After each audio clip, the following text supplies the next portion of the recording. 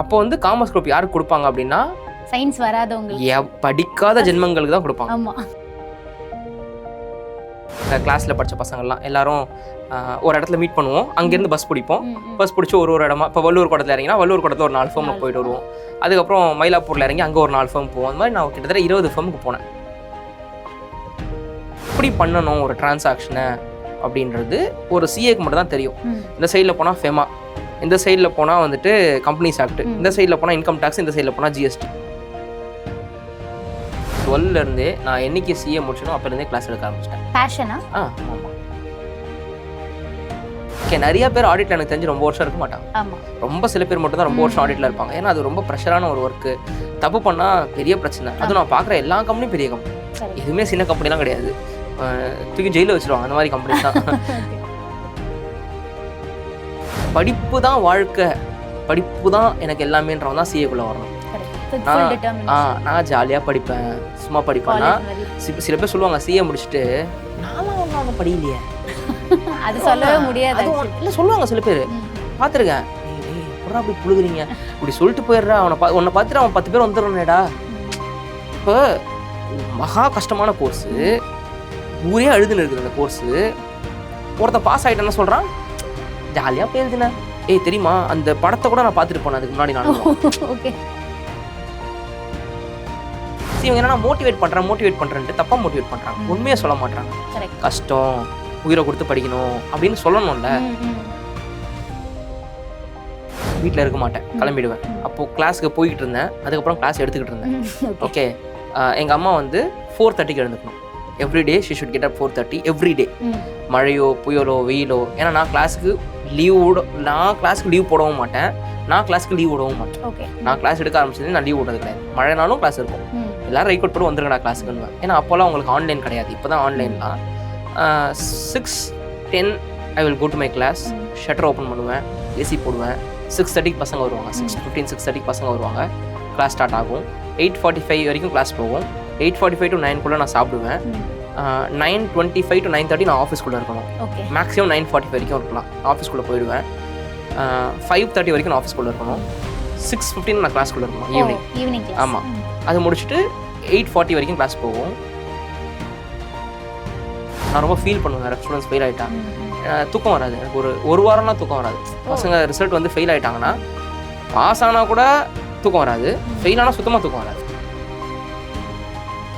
அதாவது யாராவது பார்த்தா தான் நான் படிப்பேன், யாராவது சொன்னால் தான் படிப்பேன், அம்மா அப்பா சொன்னால் தான் படிப்பேன் அப்படின்னு இருக்கக்கூடாது.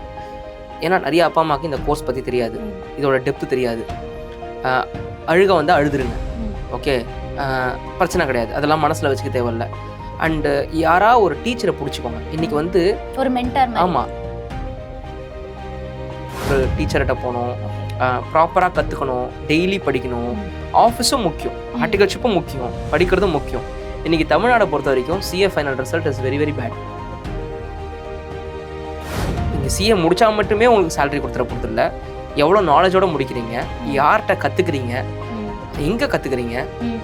ஸோ ஆர்டிகல்ஷிப்பு வேணும், சிஏவும் வேணும், 2 கலக்கணும். அதே மாதிரி ஃபவுண்டேஷன் இன்டர் பொறுத்த வரைக்கும்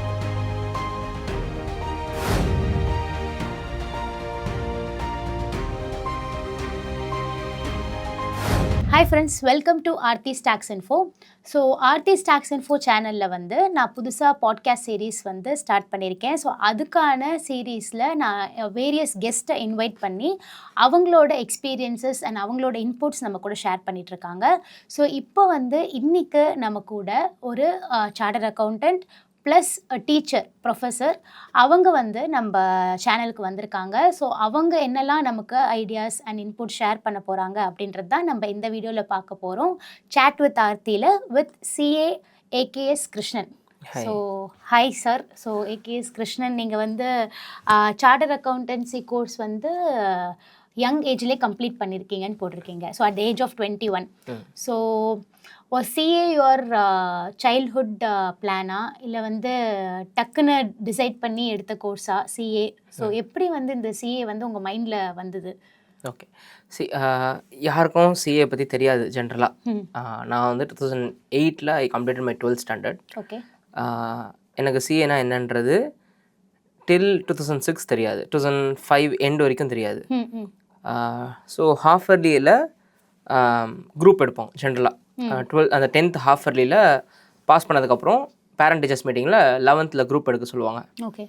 ஸோ அந்த குரூப் எடுக்கும்போது நான் வந்து காமர்ஸ் டிக் பண்ணி கொடுத்துட்டேன். ஓகே. ஸோ பை மிஸ்டேக் இல்லை காமர்ஸ் டிக் பண்ணி கொடுத்தேன். அந்த டைம் அதுக்கு ஒரு 1 week 2 weeks முன்னாடி தான் நான் வந்து காமர்ஸ் எடுக்கணும்னு முடிவு பண்ணேன்.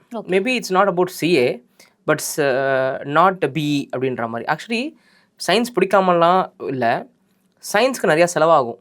ஆமாம். ஓகே. ஸோ அப்போல்லாம் வந்து இன்ஜினியரிங் சீட் வந்து அப்போ வந்து பயங்கர கேப்டேஷன் ஃபீஸு அது இதுன்றது பிச்சுன்னு போயிட்டு இருந்த டைம். நீங்கள் அந்த சிவாஜி படத்தில் அந்த மொட்டை மாடியில் அப்படி கனவு வச்சுருப்பாங்க தெரியுமா, அந்த மாதிரி தான். ஏன்னா எல்லா காலேஜும் they minted money that time. Capitation fees are very high. So cut off கொஞ்சம் குறைஞ்சிச்சுன்னா கூட I will get at least 90% minimum. அது எனக்கு தெரியும். பட் 90% பத்தாது. 93 கிடைக்கல. 90 ஏன்னா என்னோட சீனியர் ஒருத்தவங்க 93 எடுத்தாங்க, அவங்களுக்கு கிடைக்கல சீட்டு. அதுக்கப்புறம் 3 lakhs அவங்க கேப்டேஷன் ஃபீஸ் கட்டினாங்க. ஸோ 3 lakhs அப்படின்றது எங்கள் வீட்டில் கொடுத்துருக்க முடியுமான்னு கேட்டால் எங்கள் அப்பா அம்மாவோட லைஃப் டைம் சேவிங்ஸ் அது இருந்துச்சு. 3 லட்ச ரூபா இருந்துச்சு வீட்டில். நான் கேட்டேன் வீட்டில் எவ்வளோ காசு இருக்குது மொத்தமாக. இப்போ என்கிட்ட மொத்தமாக எவ்வளோ காசு இருக்குன்னா I will tell some crores. Okay. அந்த மாதிரி எங்கள் அப்பாவோட 25 வருஷம் உழைப்பாக இருக்கும் அது. அப்பா அம்மாவோட 2 பேரும் சேர்த்து உழைப்பாக இருக்கும். அதை வந்து எனக்கு இன்ஃபேக்ட் ஃபீஸ் கூட கிடையாது, கேப்டேஷன் ஃபீஸாக கொடுக்க வேண்டியிருக்கும். அதுக்கப்புறம் ஃபீஸ் மாதம் வருஷத்துக்கு 1 லட்சம் 1.5 லட்சம் போயிருக்கும். ஸோ நான் யோசித்தேன், அவ்வளோக்கு நம்ம படிக்கணுமா, ஒர்த்தெல்லாம் போயிடுச்சுன்னா என்ன பண்ணுறது? Because I wanted to become scientist இனிஷியலாக. ஆமாம்மா. அப்போ அப்துல் கலாம் பயங்கர ஃபேமஸில். நான் 8ஆம் கிளாஸ் 9ஆம் கிளாஸ் படிக்கும் போதெல்லாம் அப்துல் கலாம் பயங்கர ஃபேமஸ். ஆமாம். அப்போது நம்ம ஸ்கூல்லேயே வந்துட்டு அது டெய்லி ஏதாவது சொல்லுவாங்க. நீங்கள் அப்போது எல்லாருக்கும் ஒரு கிரேஸ் என்னென்னா, இப்போ நீங்கள் வந்து தோனியை பார்த்துட்டீங்கன்னு வச்சுக்கோங்களேன், நீங்கள் கிரிக்கெட்டர் ஆகணும்னு ஆசைப்படுவீங்க. அது மாதிரி நம்ம அப்துல் கலாம் பார்த்ததுனால சயின்டிஸ்ட் ஆகணும்னு ஆசைப்படுறோம். அந்த மாதிரி ஒரு அப்பப்போ வருவாங்கல்ல, ஒரு அந்த டைம் வரும். எக்ஸாக்ட்லி இன்ஃப்ளூயன்ஸ் தானே பேசிக்கலி. சி நீ சயின்டிஸ்ட் எப்படி ஆகுதுன்னு நமக்கு தெரியாது, அப்துல் கலாம் சயின்டிஸ்டா நானும் சயின்டிஸ்ட் ஆகணும் அப்படின்ற மாதிரி நம்ம. ஸோ அப்போ சயின்ஸ் தான் எனக்கு ரொம்ப க்ரேஸாக இருந்துச்சு இனிஷியலாக. But due to this financial things, இன்றைக்கே நான் சயின்ஸ் பசங்களை பார்க்கும்போது பிஇ முடிச்சுட்டு யாரும் பிஇயோட நிறுத்துறதில்ல, எம்எஸ் படிக்கிறாங்க. எம்எஸ் படிக்கும்போது இன்னைக்கு 35 லட்ச ரூபா மினிமம் செலவாகுது. 35 lakhs இல்லாமல் எம்எஸ் படிக்கிறதுக்கு எனக்கு தெரிஞ்சு அப்ராட் போய் தான். அதான் அமெரிக்கா தான் நான் சொல்கிறது. ஸோ அதுதான் அவங்க படிப்புன்னே நினைக்கிறாங்க. அதாவது படிப்பில் உச்சோன்றது அவங்க பிஇ இங்கே முடிச்சுட்டு வெளியூரில் போய் எம்எஸ் படிக்கிறது தான். நீங்கள் எவ்வளோ பேர் எம்இ படிக்கிறத பார்க்குறீங்கன்னு எனக்கு தெரியல. பிகாஸ் நான் பார்க்கல யாரையுமே. பிஇ முடிச்சுட்டா அதுக்கப்புறம் இந்தியாவில் they maybe working for 1 year, immediately they will go abroad. அதே மாதிரி some people are doing MBA in big university abroad. So இதுதான் வந்துட்டு ஒரு இன்னைக்கு ட்ரெண்டில் இருக்குது. ஸோ அன்னைக்கு எப்படி பிஇயோட நின்றுச்சோ இன்னைக்கு பிஇயோட யாரும் நிற்கல. மேபி இன்னொரு 15 வருஷம் கழிச்சு எம்எஸ்க்கு மேலே தான் பிஹெச்டி இருக்குமா இருக்கும். ஓகே, அதையும் பண்ணுவாங்க அவங்க. அப்போ 25 வயசு வரைக்கும் படிப்பாங்களா இருக்கும்.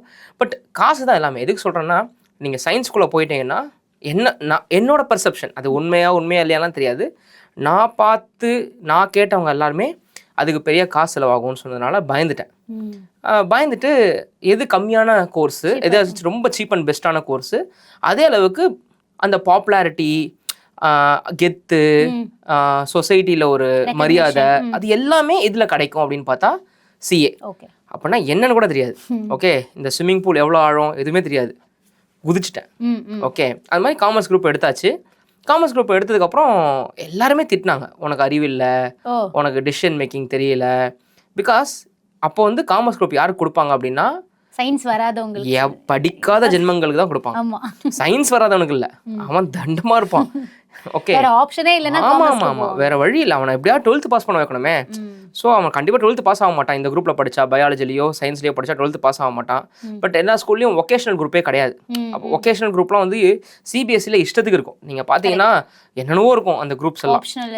நான் வந்து மெட்ரிகுலேஷன் ஸ்கூலு, ஸோ எனக்கு ஒகேஷனல் குரூப்பும் கிடையாது. ஸோ மொத்தமே 3 குரூப் தான். ஒன்று பியூர் சயின்ஸு, இன்னொன்று ஃபிசிக்ஸ் கெமிஸ்ட்ரி மேக்ஸு, இன்னொன்று காமர்ஸ். காமர்ஸில் 2 ஆப்ஷன் கொடுத்துருப்பாங்க, ஒன்று வித் பிஸ்னஸ் மேக்ஸ், இன்னொன்று வந்துட்டு கம்ப்யூட்டர் அப்ளிகேஷன். இது இன்றைக்குமே அதான் போகுது எனக்கு தெரிஞ்சு. So I choose with business maths, ஏன்னா எனக்கு மேக்ஸ்லாம் வரும்.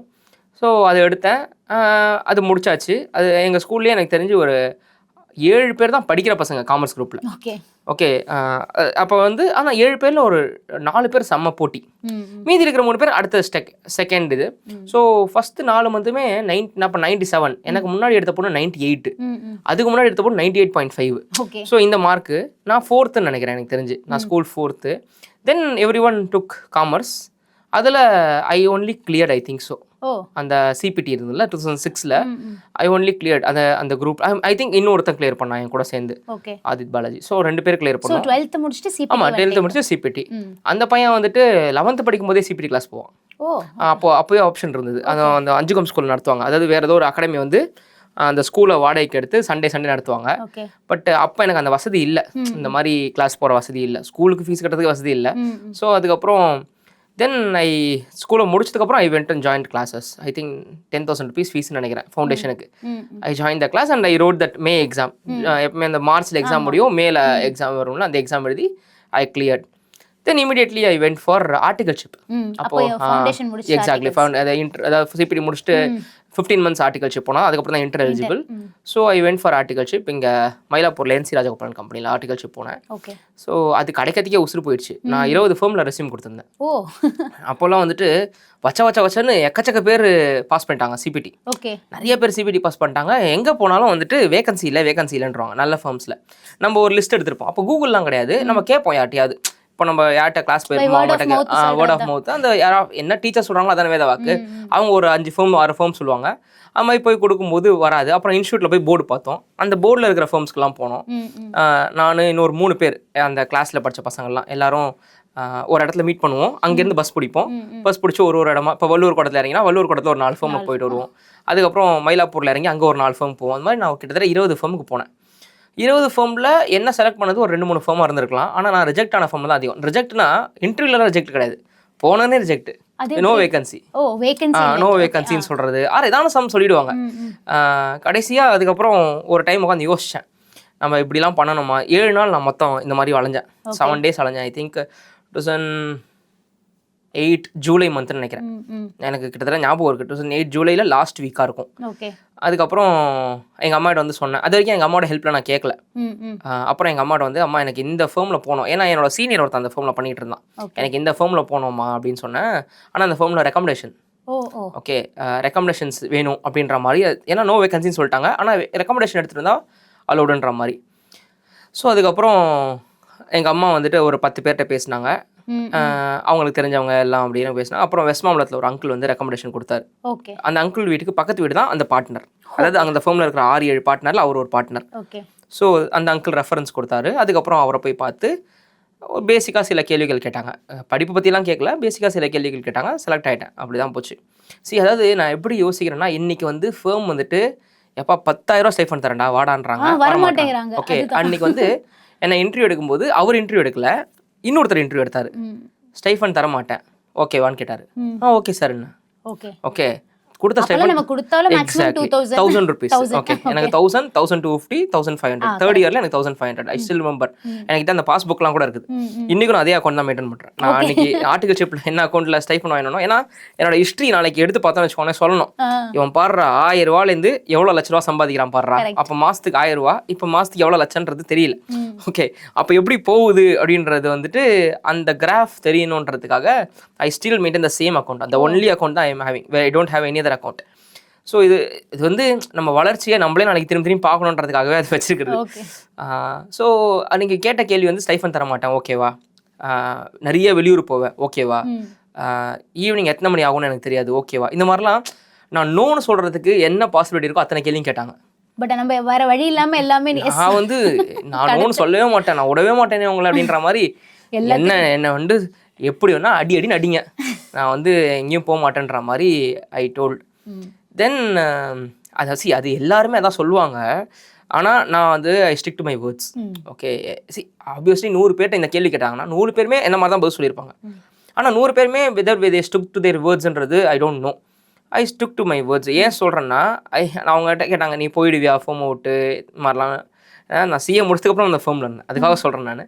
ஸோ ஏன்னா இன்றைக்கி இருக்கிற காலகட்டத்தில் வந்து ஃபஸ்ட்டே பசங்க வந்து கேட்குறதுன்னா ஸ்டைஃபண்ட் எவ்வளோ வருவா, ப்ளஸ் இன்டெகிரிட்டின்றது ரொம்ப கம்மியாக. ஓகே, ஒரு பையன் 5 நாள் போயிருக்கான், 6வது நாள் நின்ட்டான் ஃபேம்லேருந்து. ஏன் நின்ட்டான்னு தெரியல, ஐ எம் நாட் இன்ட்ரெஸ்டட் இருக்கான். இப்படிலாம் இருக்காங்க இன்றைக்கி பசங்க.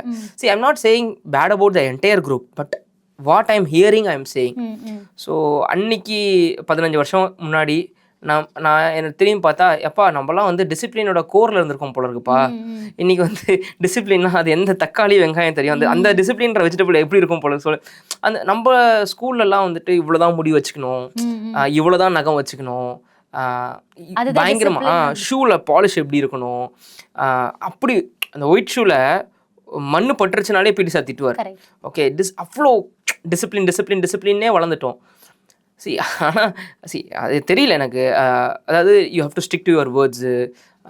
நீ கேள்வி கேட்கறா கேட்டுக்கோ, பட் செலக்ட் ஆகிட்டனா அதுக்கப்புறம் அங்கே போ, வெளில வரக்கூடாது, 5 மாதத்துக்கு 6 மாதத்துக்கு ஒரு தடவைலாம் வெளில வரக்கூடாது.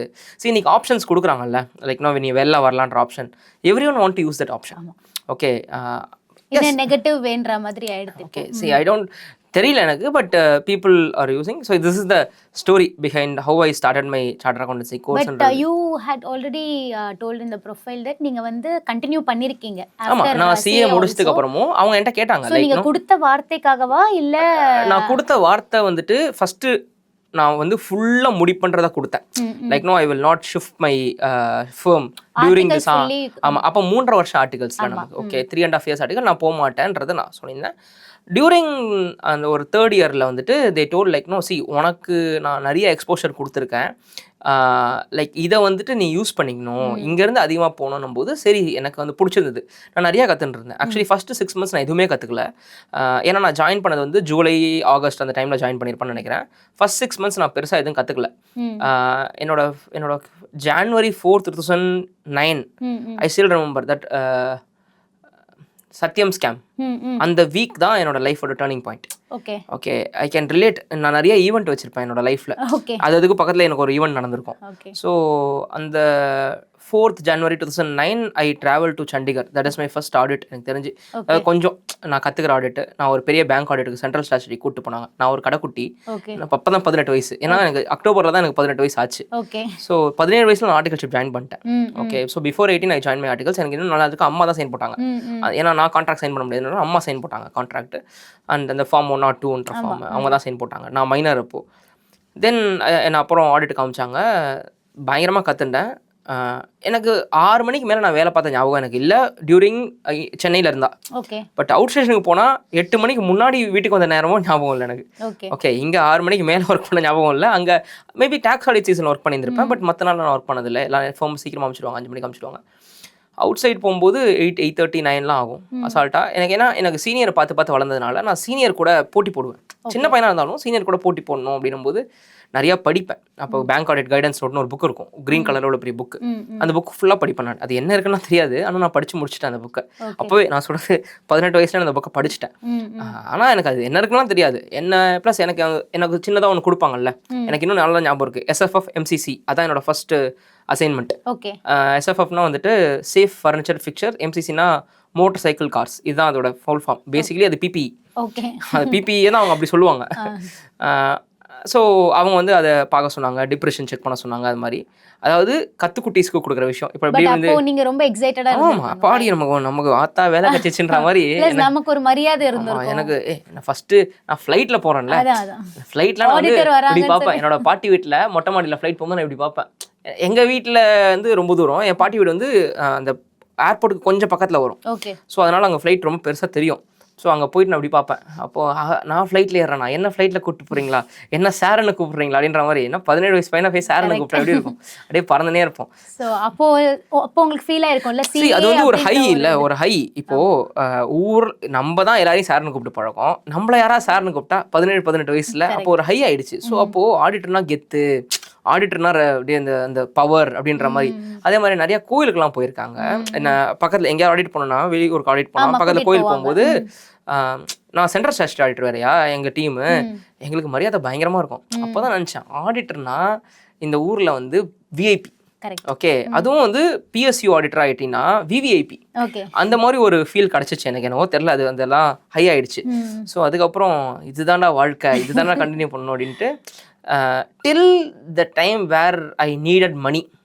நமக்கு வாழ்க்கையில் ஒரு நாள் வந்து காசு பெரிய விஷயம்னு தோணும்ல, அந்த தோன்ற டே வரைக்கும் I was there, I continued தேர். ஒரு டைம் எனக்கு தோணுச்சு, ஓகே தோண வச்சுட்டாங்க எல்லாரும் சேர்ந்து. சரி, நீங்கள் எவ்வளோ மார்க் எடுத்து பாஸ் பண்ணுறீங்க, ஃபர்ஸ்ட் ரவுண்ட் பாஸ் பண்ணுறீங்களா செகண்டரி, மார்க்கெட்டுக்கு என்ன தேவைன்னா நீ எவ்வளோ காசு சம்பாதிக்கிற. ஓகே, ஏன்னா அது ஜெனரல் நீட்ஸ்க்கும் தேவை இல்லை. ஸ்கூலில் உங்களை வந்து ரேங்க் வச்சு பார்ப்பாங்கல்ல. ஒன்ஸ் நீங்கள் ஸ்கூல் முடிச்சிட்டிங்க, காலேஜ் முடிச்சிட்டிங்க, எல்லாம் முடிச்சிட்டிங்கன்னா யாரும் நீங்கள் வந்து என்ன படிச்சிருக்கீங்க, எவ்வளோ மார்க்கெல்லாம் கேட்க போகிறது இல்லை, எவ்வளோ சம்பாதிக்கிறீங்க, என்ன கார் வச்சுருக்கீங்க, அப்படி தான் கேட்பாங்க. சொசைட்டிக்காக கூட நான் யோசிக்கல. ஆனால் எனக்கு ரொம்ப க்ளோஸ் ஆனவங்கெல்லாம் கேட்டு அசிங்கப்படுத்தணும்னு சொல்ல மாட்டேன், பட் அது ஒரு பாயிண்டாக வச்சு என்கிட்ட விலக ஆரம்பிச்சிட்டாங்க. ஸோ அப்போ வேற வழி இல்லை, முடிச்சிட்டு நீ என்ன பண்ற அப்படின்ற you don't know how to sell your self. இந்த வார்த்தை ரொம்ப ஃபேமஸ் அப்போ அந்த டைமில். So then I shifted my carrier. Practice பண்ணணும். அதாவது நான் சிஏ ப்ராக்டிஸ் தான் பண்ணிட்டு இருந்தேன். சிஏ முடிச்சதுக்கு அடுத்த நாள்லேருந்து நான் ப்ராக்டிஸ் பண்ணுறேன். இப்போ எனக்கு வந்து நான் ஜனவரியில் I got my result. Till March end I have my articles pending இருந்துச்சு. ஏப்ரல் 1ஆம் தேதியிலேருந்து I am eligible for practice. எனக்கு still I remember 4th April 2012 is my membership number. அப்படின்னா என்ன அர்த்தம்னா, நான் என்னைக்கு ஆர்டிகல்ஷிப் முடிக்கிறனோ அங்கேருந்து 4வது நாளில் எனக்கு மெம்பர்ஷிப் நம்பரே வந்துருச்சு. அந்த மாதிரி தட் இஸ். அப்போனா எனக்கு தெரியல யாராவது அந்த மாதிரி வாங்கியிருப்பாங்களான்ட்டு. ஆர்டிகல்ஷிப் முடிச்சு 4வது நாள் என்கிட்ட மெம்பர்ஷிப் நம்பர் இருக்கு. ஆனால் பட் மெம்பர்ஷிப் நம்பர் அன்றைக்கி டேட்டில் வரல. மேபி அதுலேருந்து ஒரு 15 நாள் கழிச்சு வந்திருக்கும். ஆனால் அந்த டேட் போட்டு வந்துச்சு கார்டு. ஏன்னா அப்படியே அடுத்த நாளே ப்ராக்டிஸ் பண்ணணும். ஓகே, ஒரு நாள் கூட வேஸ்ட் பண்ணணும். ஆமாம், ஒரு நாள் கூட வேஸ்ட் பண்ணக்கூடாது என் லைஃப்பில். நான் எனக்கு தெரிஞ்சு நான் ஆர்டிகல்ஷிப் பீரியட் முடிஞ்சதுக்கப்புறம் லீவ்லாம் எடுக்கல. எப்பயுமே நான் லீவ் எடுக்கல. என்னோட ஃபஸ்ட்டு நான் ஒரு ஃபேம்லேருந்து இன்னொரு இடத்துக்கு போகும்போது கூட ஐ டென்ட் டேக் அ லீவ். எல்லாரும் சொல்லுவாங்க தெரியுமா, நான் ஒரு சின்னதாக ஒரு டூர் போயிட்டு வரேன், நான் லடாக் வரைக்கும் போயிட்டு வரேன், ஆசைலாம் இருக்கும். ஆனால் நான் எடுக்கவே இல்லை. நான் I never took my break. கற்றுக்கணும். இந்த 2 நாளில் என்ன வேஸ்ட் என்ன பண்ண போகிறோம் நம்ம சும்மா இருந்துட்டு. நான் சண்டே கூட ஒர்க் பண்ணுவேன். யாரும் என்ன சொல்லலாம் மாட்டாங்க, ஒர்க் பண்ணலாம் சொல்ல மாட்டாங்க. I use to work. அது அப்படி தான் இருந்தது இனிஷியல் ஆஃப் மை கேரியரில். There is no Sunday Monday. என்னை பொறுத்த வரைக்கும் எல்லா நாளும் ஒர்க்கிங் டே தான். யாரும் என்ன ஃபோர்ஸ்லாம் பண்ண மாட்டாங்க. ஒர்க் பண்ணி ஆகணும், அவுட் ஆஃப் இன்ட்ரெஸ்ட். இன்ஃபேக்ட் என் கூட ஒர்க் பண்ணுற டீம் ஃப்ரஸ்ட்ரேட் ஆகும். என்னடா இவன் ஒர்க்காஹாலிக்காக இருக்கானே நேரமும். சிஏ படிக்கிற வரைக்குமாவது அட்லீஸ்ட் படிக்கணுன்றது இருந்துச்சு. படித்து முடிச்சதுக்கப்புறம் எதுவுமே இல்லை. ஸோ எனக்கு நான் என்ன சொல்கிறது, ஐ don't have any commitment. Exactly, வீடு கமிட்மெண்ட் ஒன்றும் கிடையாது. ஸோ அப்போ என்ன ஆகும்னா, பண்ணிகிட்டே ஒர்க் பண்ணிகிட்டே கற்றுக்கிட்டே இருன்ற மாதிரி. நான் 60 ஆடிட்லாம் பார்ப்போம் ஒரு வருஷத்துக்கு. எல்லாமே பெரிய ஆடிட்டாக இருக்கும். இன்சூரன்ஸ் கம்பெனி, பேங்கிங், பெரிய பெரிய பிஎஸ்யூ. என் ஃபேமிலியில் ஒரு 130 ஆடிட் இருக்குன்னா நான் 50% ஆடிட் நான் பார்த்துருவேன். ஓகே, எல்லாத்தையும் இழுத்து போட்டு பண்ண வேண்டியதுதான். யாருக்கு இப்போ கேட்கறது, பண்ணால் சந்தோஷம் தானே அவங்களுக்கும். ஸோ அந்த மாதிரி வாரம் 2-3 ஃபைனலைசேஷன் போகும். அந்த மாதிரி போயிட்டே இருக்கும். அந்த மாதிரி. ஸோ 4 ஆடிட்லாம் அட்டஸ்டேஜ்லாம் பார்ப்பேன் நான். அது ஒரு ஹை, என்ன சொல்கிறது, அது ஆமாம். அது நான் இன்றைக்கும் சொல்லுவேன், நான் ஒரு அடுத்த ஜென்மத்துக்கு சேர்த்து பார்த்துட்டேன்டா என் ஒர்க்கை. அதனால் அதுக்கப்புறம் நான் ஆடிட் பார்க்கறத நிறுத்திட்டேன். First I started my practice from the firm. இந்த firm itself. Then I shifted my career. In fact நான் சிஓபி நோ சின்ன பையன் தானே நான். மேபி இன்னொரு 5 வருஷம் 7 வருஷம் தான் கொடுத்துருப்பாங்களா, இருக்கலாம் தெரியல. ஓகே. ஸோ 21 வயசு பையன்லாம் இவனும் பார்ட்னர்ஷிப் கொடுக்க மாட்டோம். ஸோ மேபி ஒரு 26-27 இருந்தால் கொடுத்துரு. அதாவது அவ்வளோ வருஷம் கண்டினியூ பண்ணியிருந்தா டிமாண்ட் பண்ணியிருந்திருக்கலாம், கேட்டிருக்கலாம். அப்போ கூட நான் குட்டியாக டிமாண்ட் வச்சுருந்தேன்னு நினைக்கிறேன். அவங்க அதுக்கு ஹிண்ட் கொடுக்கலன்னு நினைக்கிறேன். ஞாபகம் இல்லை. I came out. I have to earn மணின்னு ஒரு ஃபீல் ஆச்சு. ஒன்று மேபி ஒரு 5 வருஷம் 6 வருஷம் கழிச்சு பார்ட்னர்ஷிப் தந்திருப்பாங்கன்னா அது ஓகே, இது குட்வில்ன்ற மாதிரி. அது எப்படி இருக்கும்னு தெரியலனா பயம் வந்துருச்சு நமக்கு. ஏன்னா இப்போ நம்ம ஒரு மாதமும் மார்க்கெட்டில் வாங்குற சம்பளத்தில் 50% தான் வாங்குவோம். ஏன்னா ஆடிட் ஃபார்மில் அவ்வளோ தானே கொடுப்பாங்க. So that's how every one feel. நிறைய பேர் அப்போது ஆஃபீஸ்லேருந்து வெளில வந்தாங்க. லைக் நோ, போதும் நம்ம, ஏன்னா நமக்கு பிற்காலத்தில் எப்படி இருப்போம் நமக்கு தெரியாது, நம்ம இப்போ சம்பாதிக்கணும், வேணும்னா ஃப்யூச்சரை நம்ம லைஃப் பார்ட்னர்ஷிப் ஃபார்ம் ஆரம்பிச்சிக்கலான்னு சொல்லிட்டு ஃப்ரெண்ட்ஸ்லாம் டிசைட் பண்ணிவிட்டு every one came out. And அப்படி தான் நானும் வெளில வந்துட்டு then I join a private equity firm. Okay, but you joined a private equity firm. Yeah, okay. Private equity firm. So it's like an employment. It's like an employment. Okay. So adana kekka vanda I signed a paper with ICI. நான் வந்து 190A 191 ஏதோ ஒரு form ஒன்று file பண்ணோம். Regulation அந்த regulation number form file பண்ணிவிட்டு இந்த மாதிரி நான் வந்து சிஓபி வச்சுருப்பேன். எனக்கு வந்து ப்ராக்டிஸில் இருக்க மாட்டேன், ஆனால் நான் சிஓபி வச்சுருப்பேன். எனக்கு மெம்பர்ஷிப் இருக்கணும், சிஓபி இருக்கணும், அதுக்கான ஃபீஸை கட்டிடுறேன். பட் எனக்கு வந்து எம்ப்ளாய்மெண்ட் போகிறேன் அப்படின்னு சொல்லிட்டு ஒரு ஃபார்ம் இருக்கு. ஓகே. இப்போ இருக்கா? எப்பயுமே இருக்கு. ஓகே. எனக்கு முன்னாடி இருந்தது, இப்பயும் இருக்கு. அதெல்லாம் மாறாது. அது 190A 191 ரெண்டு இதில் ஏதோ ஒன்று அந்த ஃபார்ம். நீ சிஓபி ஹோல்ட் பண்ணலாம். You can hold COP, but you cannot sign anything. Correct. Okay. எனக்கு என்னன்னா நான் சிஓபி வச்சிருக்கேன்ற கெத்து. ஓகே, சும்மா ஏன்னா எனக்கு என்னைக்கு இந்த வேலையை விடுவோன்னு தெரியாதுல்ல. ஏன்னா எனக்கு என்னைக்கு போர் அடிக்கும்னு எனக்கு தெரியாது. ஸோ எனக்கு அது 2 இயர்ஸ் போச்சு, 2.5 இயர்ஸ் வரைக்கும் போச்சு. தென் டுவர்ட்ஸ் earning moneyக்கு தான் நீங்க வந்து you shifted towards employment. அது இங்க இருந்து 4 மடங்கு அதிகமா சம்பாதிச்சாங்க. Okay, correct. இங்க என்ன சம்பாதிச்சோம், கார்ப்பரேட்ஸ்னா அப்படிதான் இருக்கும். சோ ரெஸ்பான்சிபிலிட்டி அதிகம். I join for at least I think managing 1 private equity 2 private equity. எனக்கு மேல ஒரு CFO இருந்தாரு. அதுக்கப்புறம் அப்படியே அது இன்க்ரீஸ் ஆகிட்டே இருந்துச்சு. நான் கடைசியா வெளில வரும்போது 18 பிரைவேட் equities கிட்ட ஹேண்டில் பண்ண ஞாபகம் எனக்கு இருக்கு. பட் நாட் ஃபுல்லி, கொஞ்சம் எல்லாத்தையும் அப்படி இப்படி பார்த்துட்டே இருந்தேன்.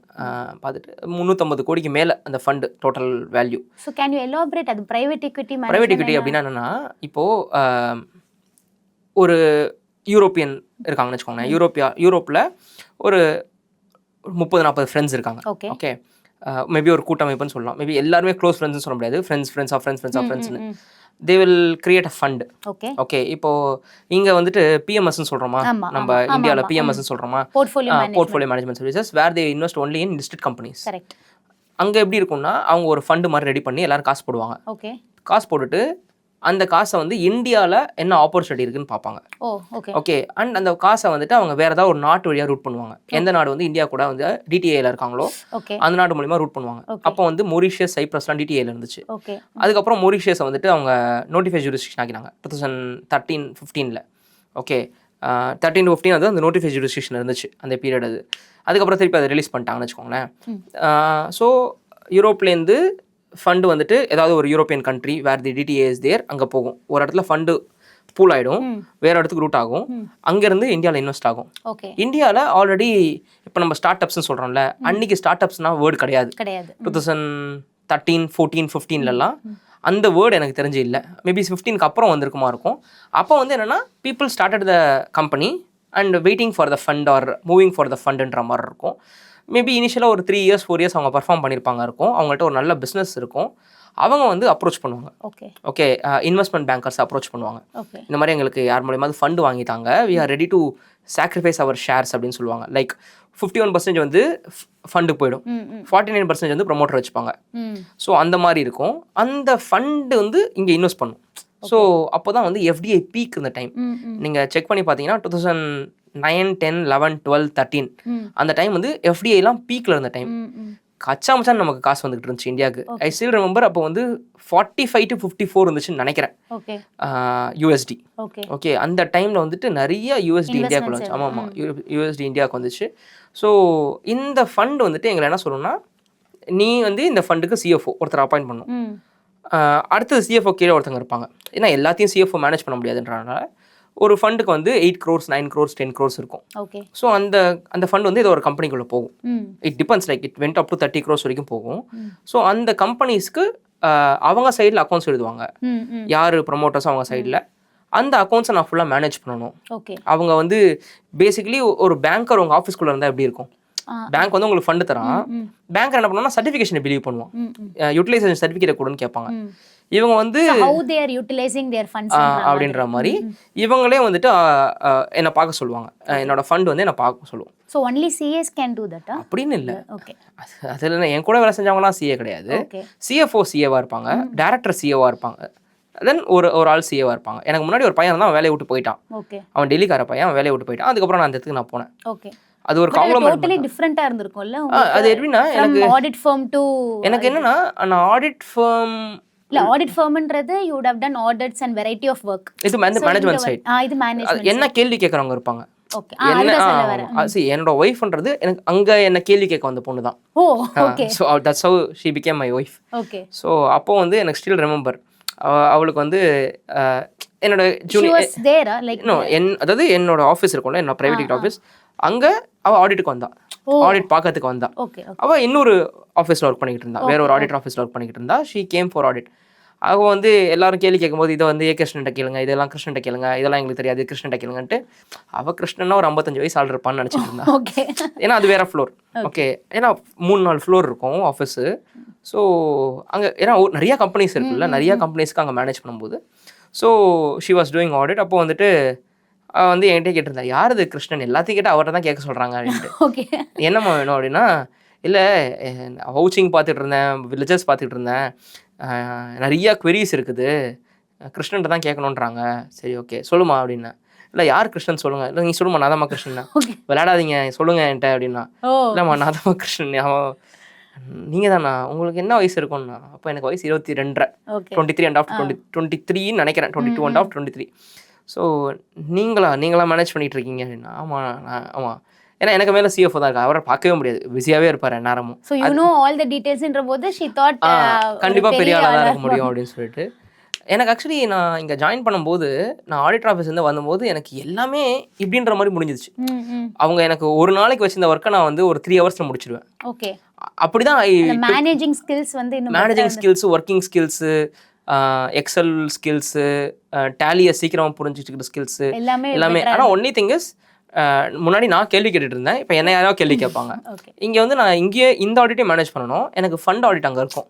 அந்த ஊர் சைப்ரஸ், அந்த பெல்ஜியம், அவங்க வந்துட்டு இஒய் இருப்பாங்க, வேற வேற ஆடிட்டர்ஸ் இருப்பாங்க. அவங்க ஒரு எக்ஸ்பீரியன்ஸா இருக்கும்ல நமக்கு. ஆமா, இங்க வந்து நம்ம கேப், அப்ப ஐஎஃப்ஆர்எஸ்லாம் கிடையாது. ஆமா, இங்க கேப் இருக்கும், அங்க ஐஎஃப்ஆர்எஸ் இருக்கும். ஸோ நான் இங்கேருந்து முடிச்சுட்டு ஐஎஃப்ஆர்எஸ்க்கு மாற்றணும். ஸோ பேலன்ஸ் ஷீட் போடுறதுலாம் நமக்கு பெரிய விஷயமா, டக்குன்னு இங்கே ஒரு பேலன்ஸ் ஷீட், அங்கே ஒரு பேலன்ஸ் ஷீட், அங்கே வந்து டிபெஞ்சர்ஸை வந்து ஈக்விட்டி மாதிரி காட்டணும், கன்வெர்ட்டபிள் டிபெஞ்சர்ஸ் ஈக்விட்டி மாதிரி காட்டணும். அதுக்கப்புறம் அந்த சில அட்ஜஸ்ட்மெண்ட்ஸ்லாம் பண்ணுவோம், அது பண்ணி அப்புறம் கன்சாலிடேஷன்ஸ் இதெல்லாம் இருக்கும். ஸோ எனக்கு நல்லா சூப்பராக இருந்துச்சு அது. Then I know how to manage people, how to எப்படி ஆடிட்டர்ஸ் கேட்பாங்க, எப்படி டேக்ஸில் எக்கச்சக்கமாக டேக்ஸ் நோட்டீசஸ் வரும், அதை எப்படி மேனேஜ் பண்ணுறது, எப்படி. ஏன்னா நான் ஆடிட்டில் இருக்கும்போது டேக்ஸ் பார்க்கல, அங்கே வந்து நான் டேக்ஸ் அப்பியர் எல்லாம் ஆகல. ஆமாம், இங்கே நான் டேக்ஸ்க்கு அப்பியர் ஆவேன், ஆடிட்டர்ஸ் வருவாங்க, அவங்க கூட நான் போவேன் டேக்ஸ்க்கு. ஸோ ஒரு சார்ட்டர்ட் அக்கவுண்டன்ட் இருக்கும்போது, மேனேஜ்மெண்ட் சைடில் இருக்கும்போது பயங்கரமாக உங்களுக்கு அந்த எக்ஸ்போஷர் கிடைக்கும். இன்னைக்கு வந்து எவனை கேளுங்களேன், இன்வெஸ்ட்மெண்ட் பேங்கிங், ப்ரைவேட் equity அப்படின்னு சொல்லுவான். சத்தியமாக அதெல்லாம் நான் சொன்னதே கிடையாது. ஓகே, நான் சிஏ முடிச்சுட்டு ஃபஸ்ட் இயர் முடிகிற வரைக்குமே கூட எனக்கு இன்வெஸ்ட்மெண்ட் பேங்கிங், ப்ரைவேட் equityலாம் ஹைலாம் கிடையவே கிடையாது. இன்ஃபேக்ட் அதெல்லாம் எனக்கு எப்படி இருக்குன்னு கூட தெரியாது. அது ஒரு ஆப்பர்ச்சுனிட்டி வந்தது. நான் சொல்கிறேன், நீங்கள் எதையுமே கோலாக வச்சுன்னா, இப்போ 8ஆம் கிளாஸில் என்ன கேட்டிங்கன்னா சயின்டிஸ்ட் தான் என்னோட கோல், 11ஆம் கிளாஸில் கேட்டிங்கன்னா சிஏ கோல் சொல்லியிருக்கலாம். ஆனால் சிஏ ஆனதுக்கப்புறம் என்ன போகிறோம்னா எனக்கு தெரியாது. இன்னைக்கு சிஏ முடிச்ச பசங்க எவ்வளோ பேருக்கு தெரியுமா, என்ன பண்ணுறதுன்னு தெரியாமல் உட்காந்துருக்காங்க. ஒரு 2 கேம்பஸ் இன்டர்வியூ போய் செலக்ட் ஆகிட்டாங்கன்னா மண்டே பிச்சுக்கிறான், இதை செலக்ட் பண்ணுறதா, அதை செலக்ட் பண்ணுறதா, இதா வருதா. டேய், உன்னோட நீ என்ன ஆகணும்னு நினச்ச கிடையவே கிடையாது. ஏன்னா அட்லீஸ்ட் எனக்கு ஒரு ஆம்பிஷன் இருந்துச்சு. ஓகே, அதுக்கப்புறம் எனக்கு நான் ப்ராக்டிஸ் பண்ணணுன்றலாம் இருந்தேன். ஆனால் சிச்சுவேஷன் நமக்கு காசுன்னும் போது தான் சாக்ரிஃபைஸ் பண்ண வேண்டியதாக இருந்துச்சு. But was 2 years sufficient for you to save money ப்ராக்டிஸ்க்கு? எனக்கு என்னன்னா, ஏன்னா ப்ராக்டிஸ் ஆரம்பிக்கும் போது இனிஷியலா வந்து நமக்கு ஃபிக்ஸட் எக்ஸ்பென்சஸ், அதுக்கு ப்ளஸ் நம்மளும் எடுக்கணும், ஃபிக்ஸட் எக்ஸ்பென்சஸும் இருக்கு. ஸோ அதெல்லாம் இருக்கும்போது யோசிப்பாங்க நிறைய பேர். எனக்கு என்னன்னா, என்னால் சம்பாதிக்க முடியாதுன்னு இந்த சொசைட்டி நினச்சிச்சு. என்னால் சம்பாதிக்க முடியும்னு காமிச்சிட்டாலே போதும். புரியுது. ஆக்சுவலாக என்னப்போ நான் அந்த ஃபேமில் இருந்தபோது கூட எனக்கு 38,000 ரூபா சம்பளம் கொடுத்தாங்க. கன்வென்ஸ்லாம் சேர்த்து 38,000 வரும் டோட்டலாக. நான் 38,000 ரூபா சம்பளத்திலே சொந்தமாக வீடு வாங்கிட்டேன். ஓகே, 27 லட்ச ரூபாய்க்கு நான் ஒரு வீடு வாங்கிட்டேன். வெறும் 38,000 சம்பளத்தை வச்சுட்டு நான் இஎம்ஐ கட்டிக்கிட்டு இருந்தேன். ஓகே, நான் வந்து ஐ திங்க் நான் ப்ராக்டிஸ் ஆரம்பித்தேன், அதாவது என் ஃபேமில் ஏப்ரல் 12 நான் ஆரம்பித்தேன்னா, என்னோட சிஏ முடிச்சுட்டு நான் ஜூலை மாதம் ஐ பாட் அ ஹவுஸ் லோன் போட்டு. அந்த அளவுக்கு நான் தில்லான மனுஷன், நான் அதுக்கெல்லாம் பயப்பட மாட்டேன். ஓகே, என்னால் சம்பாதிக்க முடியும்னு தெரியும். ஆனால் அந்த சொசைட்டி என்னை நம்பலை. என்னை சுற்றி இருக்கிறவங்க, எனக்கு ரொம்ப க்ளோஸ் ஆனவங்கலாம் என்னை நம்பலை. அவங்களுக்கு நான் ப்ரூவ் பண்ணணும், லைக் என்னால் சம்பாதிக்க முடியும், அதுக்காக மட்டும்தான் எம்ப்ளாய்மெண்ட். அதில் I made money, huge money I made. Obviously அது எம்ப்ளாய்மெண்ட்லன்றதுனால டேக்ஸ்லாம் உங்களால் ₹1 கூட எவேட் பண்ண முடியாது. டிடிஎஸை ஃபுல்லாக பிடிச்சிட்டு தான் உங்களுக்கு காசு ஃபுல்லாக கிரியேட் ஆகும். நான் இன்னைக்கு கூட சொல்லுவேன், பிஸ்னஸ் மேன்ஸ்னால் டேக்ஸ் எவேட் பண்ணுறது ரொம்ப ஈஸி இந்த ஊரில், எம்ப்ளாயிலாம் சான்ஸே கிடையாது அப்படின்னு சொல்லுவேன். So I made a good money. And ஒரு லெவலுக்கு மேலே என்னாச்சுன்னா, நான் அங்கேருந்து வெளில வந்துட்டேன். ஓகே, வெளில வந்துட்டேன் இந்த சென்ஸ் எம்ப்ளாய்மெண்ட்லேருந்து வெளில வந்துட்டேன். Then I acted as a consultant மாதிரி. Then I So started to my that practice. same company. Same firm. So I continued my relationship with them. I started as a practice kind of. 2016 I started my practice. 2016 was your firm. ஆமாம் திருப்பி I started. ஆனால் அது என்ன பெருசாக official எஸ்டாப்ளிஷ்மெண்ட்லாம் இல்லை. அந்த ஒரு ஐசிஐக்கு ஒரு நோட் படிக்கிறதுல இந்த மாதிரி நான் வந்து எம்ப்ளாய்மெண்ட்டுக்கு போகிறேன்ட்டு திருப்பி அவங்களுக்கு நான் நோட் பண்ணேன். இந்த மாதிரி நான் எம்ப்ளாய்மெண்ட்ல இதில் வந்து நான் ஃபுல் டைம் ப்ராக்டிஸ் ஆரம்பிக்கிறேன்னு சொல்லிட்டு. ஸோ அப்படிதான் அவ்வளோதான். அதில் விசிட்டிங் கார்டுலாம் ஒன்றுமே இல்லை. எனக்கு தெரிஞ்சு இன்னைக்கு கூட மொத்தமாக நான் என் லைஃப்பில் ஒரு 150 விசிட்டிங் கார்டு தான் வச்சிருப்பேன். அதில் இன்னும் ஒரு 30-40 விசிட்டிங் கார்டு இருக்கும், இன்னுமே இருக்கும்.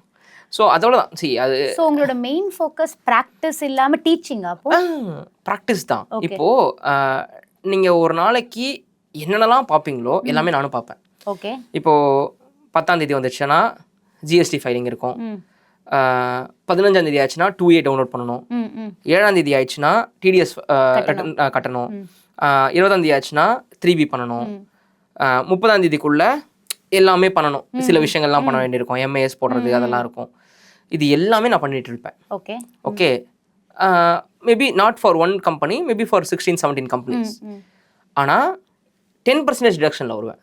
Instead of salary deduction, of slab deduction, I will come for 10% deduction. Correct. Okay, 194 ஜேல வருவேன். கன்சல்டிங்கில் வருவேன்.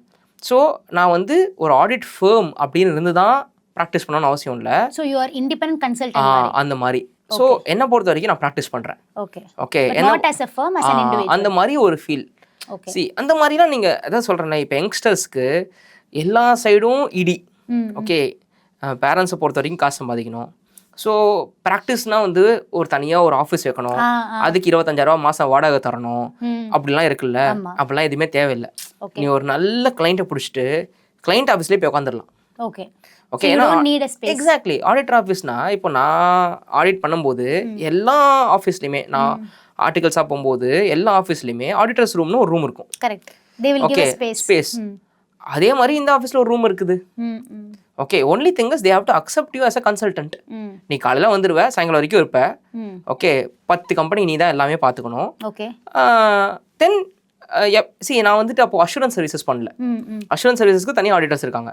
நான் வந்து மேனேஜ்மெண்ட் சர்வீசஸ் பண்ணிக்கிட்டு இருந்தேன். So I call my self as a transaction advisory consultant. Okay. So எப்படி பண்ணணும் ஒரு டிரான்சாக்ஷனை அப்படின்றது ஒரு சிஏக்கு மட்டும் தான் தெரியும். இந்த சைடில் போனால் ஃபெமா, இந்த சைடில் போனால் வந்துட்டு கம்பெனிஸ் ஆக்ட், இந்த சைடில் போனால் இன்கம் டேக்ஸ், இந்த சைடில் போனால் ஜிஎஸ்டி. ஓகே. அப்போ ஜிஎஸ்டி இல்லை, அப்போது வேட்டு, எக்ஸைஸ் அந்த மாதிரி இருக்கும்னு வச்சுக்கோங்களேன். Service tax basically. ஸோ எல்லா ஆங்கிள்லையும் நம்ம யோசிக்கணும். ஸோ அப்போ நான் வந்து சிஎஸ் போய்ட்டு சொல்லுவேன், சிஎஃப்ஓ இப்படி பண்ணுங்க, லைக் இந்த மாதிரி பண்ணலாம், அந்த மாதிரி பண்ணலாம். அதெல்லாம் தான் அதெல்லாம் சொல்கிறேன். இதெல்லாம் தான் அந்த காலத்தில் நான் பண்ணிட்டேன். அதுக்கப்புறம் பேர் கிடையாது. ஸோ எனக்கு என்னென்னா, நான் தனியாக ஒரு ஆஃபீஸ் வச்சுட்டு பண்ணல, அங்கதான் ஆஃபீஸ். ஆனா அங்கேயே நான் சொல்லிட்டேன், என்ன யாராவது பார்க்க வந்தா எனக்கு நீ அலோவ் பண்ணணும்ட்டு. they are okay with that. But என்ன யாரும் பெருசா பார்க்க வர மாட்டாங்க. Work space basically. அங்க இருந்துட்டே நான் அதை பண்ணிக்கிட்டு இருந்தேன். Then I slowly started my practice. அதாவது அது வரைக்கும் நான் வெளியிலேருந்து கிளைண்ட் பிடிக்கல. அப்போதான் நம்ம ப்ராக்டிஸ் பண்றோம். அப்போ வந்து 2016 ஏப்ரல்ல இருந்து நான் வந்து ஐம் ஃப்ரீ பேர்ட்னு எனக்கே ஒரு ஃபீலிங். ஆனா அங்கதான் உட்காருவேன். எனக்குன்னு ஒரு ரூம் இருக்கும், கேபின் இருக்கும். எனக்கு பீப்புள் வந்து பார்க்க ஆரம்பிச்சிட்டாங்க. அதுக்கப்புறம் திருப்பி நான் போய் விசிட்டிங் கார்ட்ஸ்லாம் கொடுத்து பார்க்க ஆரம்பிச்சு. தென் ஸ்லோவாக ஐ பிகேம் ப்ராக்டிஸ்லேயும் கொஞ்சம் ஹோல்டு வர ஆரம்பிச்சிச்சு. அஷூரன்ஸ் சர்வீசஸ் பண்ண ஆரம்பிச்சிட்டேன். இங்கே பண்ண மாட்டேன், வேற ஒரு கம்பெனிஸ்க்கு பண்ணுவேன். மோஸ்ட்டாக நான் வந்து டேக்ஸ் ஆடிட் எடுப்பேன். கம்பெனி ஆடிட்ஸ் ரொம்ப கம்மியாக எடுப்பேன், டேக்ஸ் ஆடிட் எடுப்பேன். அப்புறம் என் சிஎஃப்ஓக்கு தெரிஞ்சவங்களா அவர் ரெஃபர் பண்ணுவார். அவர் சொல்லுவார், பிகாஸ் அவருக்கு நல்லா தெரிஞ்சு போச்சு, இன்னும் கொஞ்ச நாள் தான் இங்கே இருக்க போகிறான் அவன் சொல்லிட்டு. ஸோ 2020 வரைக்கும் ஐ கண்டினியூட். அந்த 4 years I continued that relationship. 20லேருந்து I totally came out and had my own office அந்த மாதிரி போட்டுட்டேன். தென் அந்த டைமில் we have our own office, own space இருக்குது. தட் டைம் என்னன்னா, அந்த 2020 கோவிட் டைமில் என்னோட பசங்களாம் செய்ய முடிச்சிட்டாங்க. நான் யாருக்கெல்லாம் சொல்லி கொடுத்தனோ அதுக்கு முன்னாடி நிறைய பேர் முடிச்சிருக்காங்க. நான் ப்ராக்டிஸ் ஆரம்பிச்சதுக்கு அப்புறம் சிஏக்குள்ள வந்த பசங்க, நான் ஒரு 2 வருஷம் பார்த்த பசங்க அந்த டைமில் சிஏ முடிப்பாங்க. 2018-19 அந்த டைமில் முடிச்சுட்டு அவங்களும் ப்ராக்டிஸ் ஆரம்பித்தாங்க. அப்போ நாங்கள் வந்துட்டு அங்கேருந்து நான் வெளில வந்துட்டேன். ஸோ நம்ம தனியாக கடை போடலான்னும் போது நீங்களாம் நம்மளாம் சேரலாம் அப்படின்ற மாதிரி 2020-21 we all join together. So என்னோட ஸ்டூடெண்ட்ஸோட சேர்ந்துட்டோம். அப்படியே சேர்ந்துட்டு தென் வி எஸ்டாப்ளிஷ்ட். ஒரு அவங்க எல்லாமே இருந்துச்சு, தனித்தனியாக இருந்துச்சு. அது கொஞ்சம் அப்படியே ஒரு அதான் சொல்கிறேன்ல, இந்த கோ வித் அ ஃப்ளோன்ற மாதிரி. இது எதுவுமே இதுக்கு நடக்கும் அப்படின்ற மாதிரிலாம் நினைக்கல. அது அப்படியே நடந்துகிட்டே இருந்துச்சு. தென் அப்படியே கண்டினியூ ஆச்சு. We make a good revenue, we make a good share. ஒருத்தர் So ஒன்று how பார்ப்போம். many partners? இப்போ partners 6 மாதிரியா? பார்ட்னர்ஸ் கிட்ட 6 இருக்கும். partners. 6 பார்ட்னர்ஸ் கிட்ட இருக்கும். So அண்ட் ஒருத்தர் ஒன்று பார்ப்போம். individually you take care of everything. ஆமாம். இப்போ ஒருத்தன் வந்து ஜிஎஸ்டி ஸ்பெஷலிஸ்ட்டு, ஒருத்தன் இன்கம் டேக்ஸ் ஸ்பெஷலிஸ்ட்டு, நான் வந்து டிரான்சாக்ஷன் அட்வைசரி அண்ட் மேனேஜ்மெண்ட் கன்சல்டன்ட்னு சொல்லிக்கலாம். என்ன Okay. ஆர்ஓசி ஃபார்ம்ஸ் ஒருத்தவங்க பண்ணுவாங்க, ஐடிஆர்ஸ் ஒருத்தவங்க பண்ணுவாங்க. அந்த மாதிரி அதுக்கப்புறம் ஒருத்தருக்கும் டீம்ஸ் இருக்கும், ஆர்டிகல்ஸ் இருப்பாங்க. அந்த மாதிரி போகுது. Okay. So 2020 ல இருந்தா ப்ராப்பரா you ஒரு started கடை as a போட்டு firm. ஆரம்பிச்சதுன்னு வச்சுக்கோங்களேன். அதுக்கு முன்னாடி ஒர்க் ஃப்ரம் ஹோம் மாதிரி கிட்டத்தட்ட ரெண்டுத்துக்கும் அதான் டிஃபரன்ஸ்னு வச்சுக்கோங்களேன். Okay. ஏன்னா அப்போ எனக்கு வேற ஒரு இடத்துல உட்காந்து பண்ணிட்டு இருந்தேன். அப்போ அவங்களெல்லாம் இங்கே கூட்டு வந்து பண்ண முடியாது. Correct. அதுக்கப்புறம் அந்த இடத்த நிறுத்திட்டு, ஏன்னா அப்போதான் நமக்கு அந்த ஒர்க் ஃப்ரம் ஹோம் கல்ச்சர் ஆரம்பிச்சிச்சு. ஸோ எனக்கு அந்த ஸ்பேஸ்ன்றதே இப்போ தேவைப்படல. எனக்கு நான் வந்து ஒர்க் பண்ணுறதுக்கு ஒரு ஸ்பேஸ் தேவைப்பட்டுச்சுல, அப்போது அதனால தான் எனக்கு அந்த இடமும் தேவைப்பட்டுச்சு. அதுக்கப்புறம் எனக்கு அந்த இடமும் தேவைப்படல. அதுக்கப்புறம் அந்த 2 வருஷம் நமக்கு ஒர்க் ஃப்ரம் ஹோம் பண்ணிட்டு இருந்தோம். அப்புறம் 22க்கு அப்புறம் ஏன்னா அப்போ யாரும் வந்து என்னை பார்க்கணும்னு வீட்டுக்கு வர தேவையில்லை. எல்லாரும் ஜூம் மீட்டிங் பண்ணிட்டு இருந்தோம். எனக்கு தெரிஞ்சு என் லைஃப்பில் 2020 இஸ் மை கேம் சேஞ்சர்னு சொல்லலாம். மொத்தமாக என்னை புரட்டி போட்டு வேற மாதிரி மாற்றிச்சு. எல்லாருக்கும் அது கஷ்டகாலமாக இருந்துச்சு, எனக்கும் அது கொஞ்ச நாள் கஷ்டகாலமாக இருந்துச்சு. அதுக்கப்புறம் டிஃப்ரெண்ட்டாக பார்க்க ஆரம்பிச்சிட்டேன் லைஃபை. ஓகே. ஸோ டீச்சிங் எப்போ டீச்சிங் வந்து 2012 நான் என்னைக்கு சிஏ முடிச்சனோ அப்போலேருந்தே கிளாஸ் எடுக்க ஆரம்பிச்சிட்டேன். பேஷனா? ஆமாம். அப்போது என் ஃபேமில் 80 ஆர்டிகல்ஸ் இருந்தாங்க. ஓகே. 80 ஆர்டிகல்ஸ். என்சிஆர்ல சொல்றீங்க? ஆமாம், என்சிஆரில் 80 ஆர்டிகல்ஸு. நான் சிஏ முடிக்கிறதுக்கு, அதாவது எக்ஸாம் எழுதிடுவோம், நவம்பரில் எக்ஸாம் எழுதினோம்ல, ஜான்வரியில் ரிசல்ட் வரும். அந்த டைம்லேயே நான் சும்மா சொல்லிக் கொடுக்க ஆரம்பிச்சிட்டேன். ஓகே, இன்ஃபார்மலாக சொல்லிக் கொடுக்க ஆரம்பிச்சிட்டேன் பசங்களுக்கு. அப்படியே ஆஃபீஸ்லேயே உட்காந்து சொல்லிக் கொடுக்க ஆரம்பித்தேன். அதுக்கப்புறம் வீட்டுக்கு வர சொல்லிட்டேன். அதுக்கப்புறம் ஆஃபீஸ்லேயும் கிளாஸ் எடுப்பேன், வீட்லேயும் கிளாஸ் எடுப்பேன். ஸோ அப்போவே கிளாஸ் எடுக்கிற ஸ்கில்ஸ். அது கிளாஸ்னு சொல்ல மாட்டேன், சொல்லி தருவேன். ஓகே, அது கிளாஸ்லாம் சொல்ல தெரியல, சொல்லி தருவேன். அப்போவே எங்களுக்கு வந்து சாட்டர்டே மீட்டிங்னு சொல்லி ஒன்று இருக்கும். Okay. Every week Saturday 2 to 4 வந்து மீட்டிங். மோஸ்ட் ஆஃப் த மீட்டிங்கில் நான் தான் ஸ்பீக்கர். ஏன்னா யாருமே ஸ்பீக்கர் இருக்க மாட்டாங்க. நான் தான் மீட்டிங் ஆர்கனைசர். ஓகே, ஸோ யார் ஸ்பீக்கர் இல்லைனாலும் நான் ஸ்பீக்கர். ஸோ அப்போ நான் எல்லா டாப்பிக்லையும் பேசுவேன்.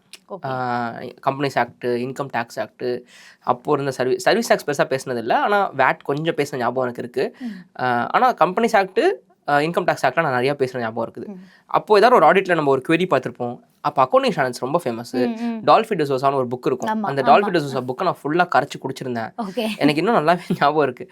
இன்வென்ட்ரியில் வந்துட்டு லோன்ஸில் வாங்கின இன்ட்ரெஸ்ட்டை கேபிட்டலைஸ் பண்ண முடியுமா அப்படின்ற மாதிரிலாம் டிஸ்கஷன்ஸ் வரும்.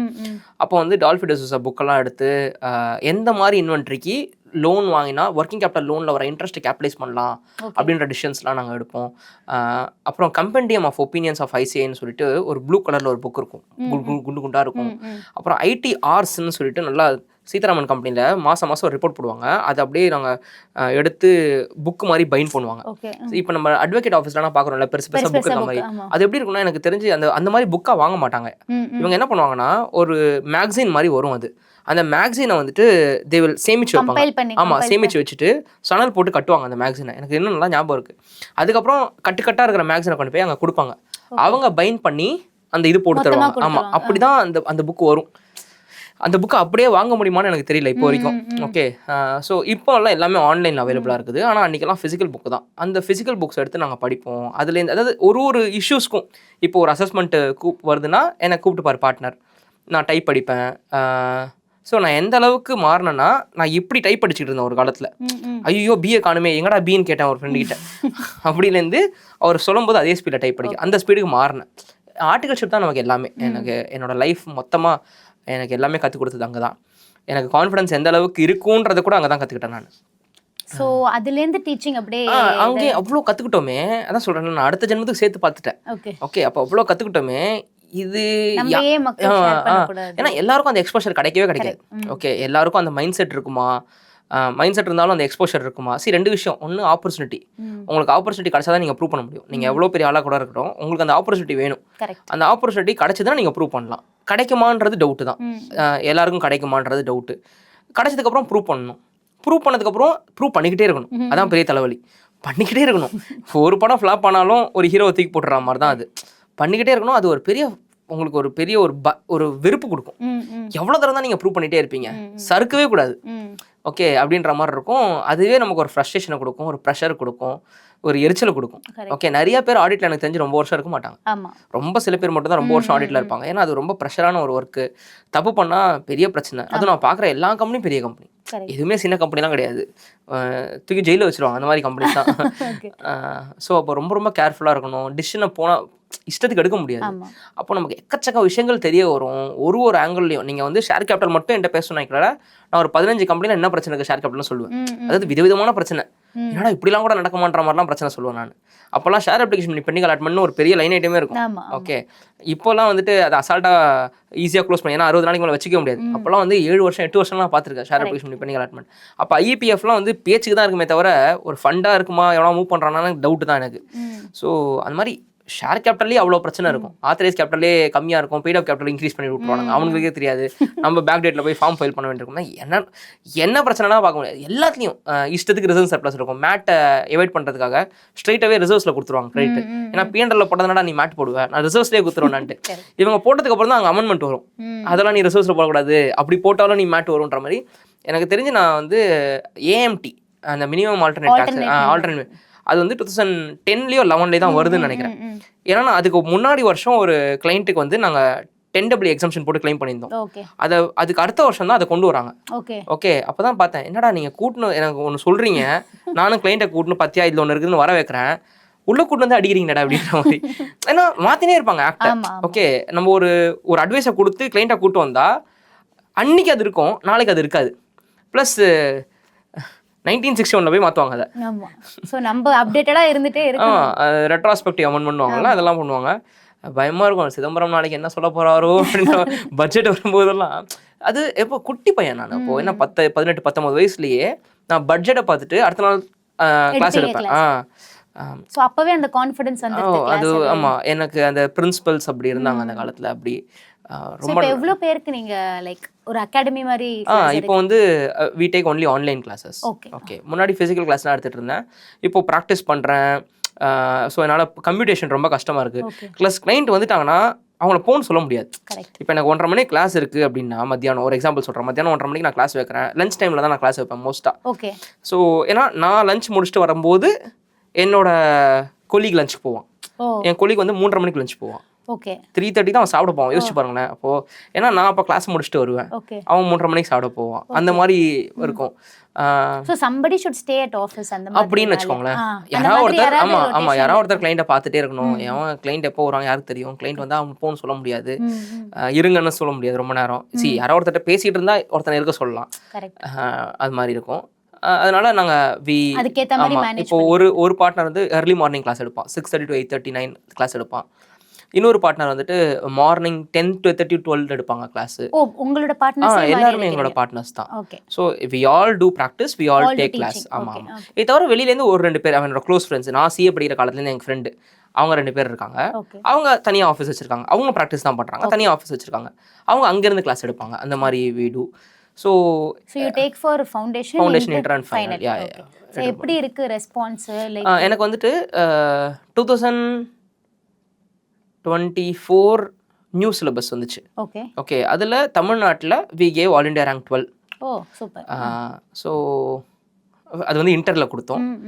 ஃபைனலில் 2019 இஸ் மை கடைசி ஃபுல் டைம் பேட்ச்.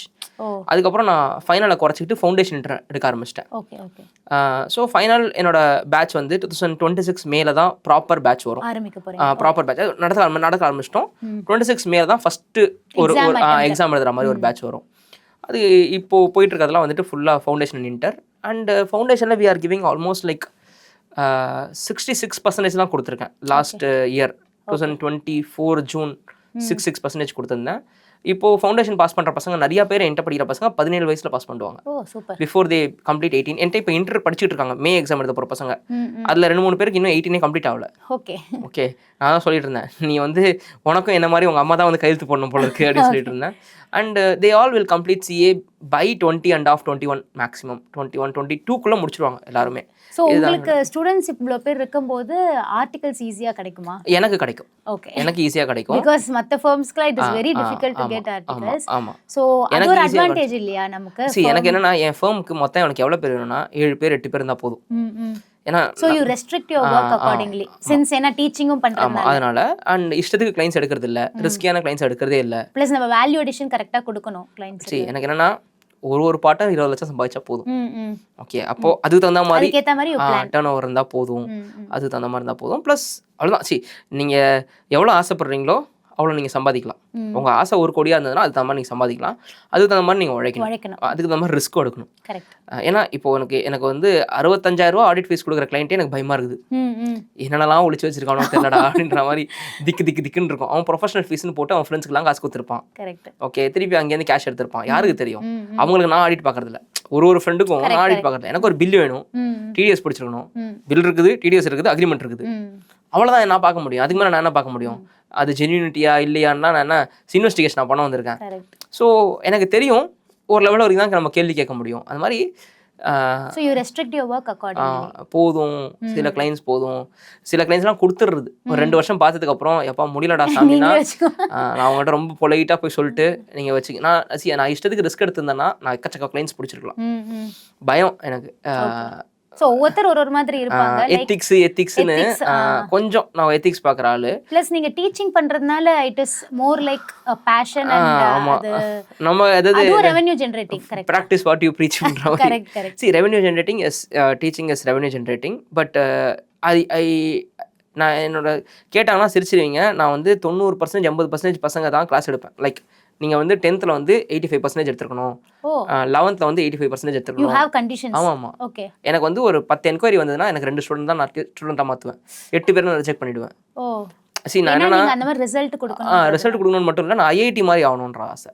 ஓகே இப்போ போறவரெல்லாம் சேர்த்துக்கிறது எப்படி இருக்கும்னா நானும் ஐசிஐ மாதிரி ஆயிடுவேன். ஓகே ஐசிஐ என்ன பண்ணுச்சுன்னா 40% நீ 12th எடு, நீ வந்து சிஏ எழுது. நல்லா தெரியும் அவனால சிஏ முடிக்க முடியாதுன்ட்டு, எதுக்கு அவன்கிட்ட ஃபீஸ் வாங்கணும்? அதே மாதிரி டைரக்ட் என்ட்ரி இதுக்கு முன்னாடி ஒரு ஸ்கீம் விட்டுருந்தாங்க. ஆர்டிகல்ச்சர் பண்ணிட்டே நீ வந்து 100ல் 99 பேர் ஃபெயில் ஆயிடுவாங்க. அந்த ஸ்கீம்ல சத்தியமாக ஃபெயில் ஆயிடுவாங்க. ஏன்னா அவன் பிகாம் முடிச்சுட்டு சிஏ பண்ணும்போதே அவனுக்கு பிகாம்லேயே அவன் அந்த ஃபயரை இழந்துருவான். அதுக்கப்புறம் நீ ஆர்டிகல்ஷிப் பேரை ஒரு அனுப்புற, அவனுக்கு ஃபயர் சுத்தமா இருக்காது. அதுக்கப்புறம் நீ அவனை எக்ஸாம் எழுத வச்சனா ஜெயிக்கிறதுக்கான வாய்ப்பு வந்து 1% தான். ஓகே அந்த மாதிரி கும்பல் எக்கச்சக்க பேர் சேர்த்தாங்க. இப்போ மாத்திட்டாங்க. அப்போ அந்த 6 வருஷம் 7 வருஷம் அந்த ஸ்கீம் இருந்துச்சுல்ல, அப்போ எவ்வளோ பேரோட லைஃப் போயிருக்கும்? அவன்லாம் இப்போ எவ்வளோ சம்பாதிப்பான்? மிஞ்சி போனான் 25,000. அதுக்கு அவன் பிகாம் முடிச்சுட்டு அன்றைக்கே 15,000க்கு வேலைக்கு போயிருந்தா ஃப்ரஸ்ட்ரேஷனே இல்லாமல் அவன் 30,000 சம்பாதிச்சிருப்பானே. எதுக்கு அவன் 3 வருஷம் ஃப்ரஸ்ட்ரேட் ஆகி எக்ஸாம் எழுதி ஃபெயில் 6 தடவை ஃபெயில் ஆயிருக்கணும்? அதனால நான் அழுகிறத பார்க்க விரும்பல. இவனே அழுகுறான், 80% மேல எத்தவனே அழுகுறான். அப்போ 60% 65% எடுத்த பையன் அவனை கூட்டினது நான் எதுக்கடா அழு வைக்கணும்? ஓகே எனக்கு என்னன்னா நீங்க வராதீங்கடான்னு சொல்லுவேன்.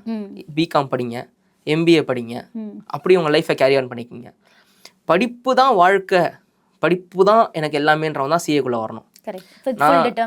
நான் ஜாலியாக படிப்பேன், சும்மா படிப்பேன்னா சில பேர் சொல்லுவாங்க சிஏ முடிச்சுட்டு நான்லாம் ஒன்றும் படிக்கலையே, அது சொல்லவே முடியாது.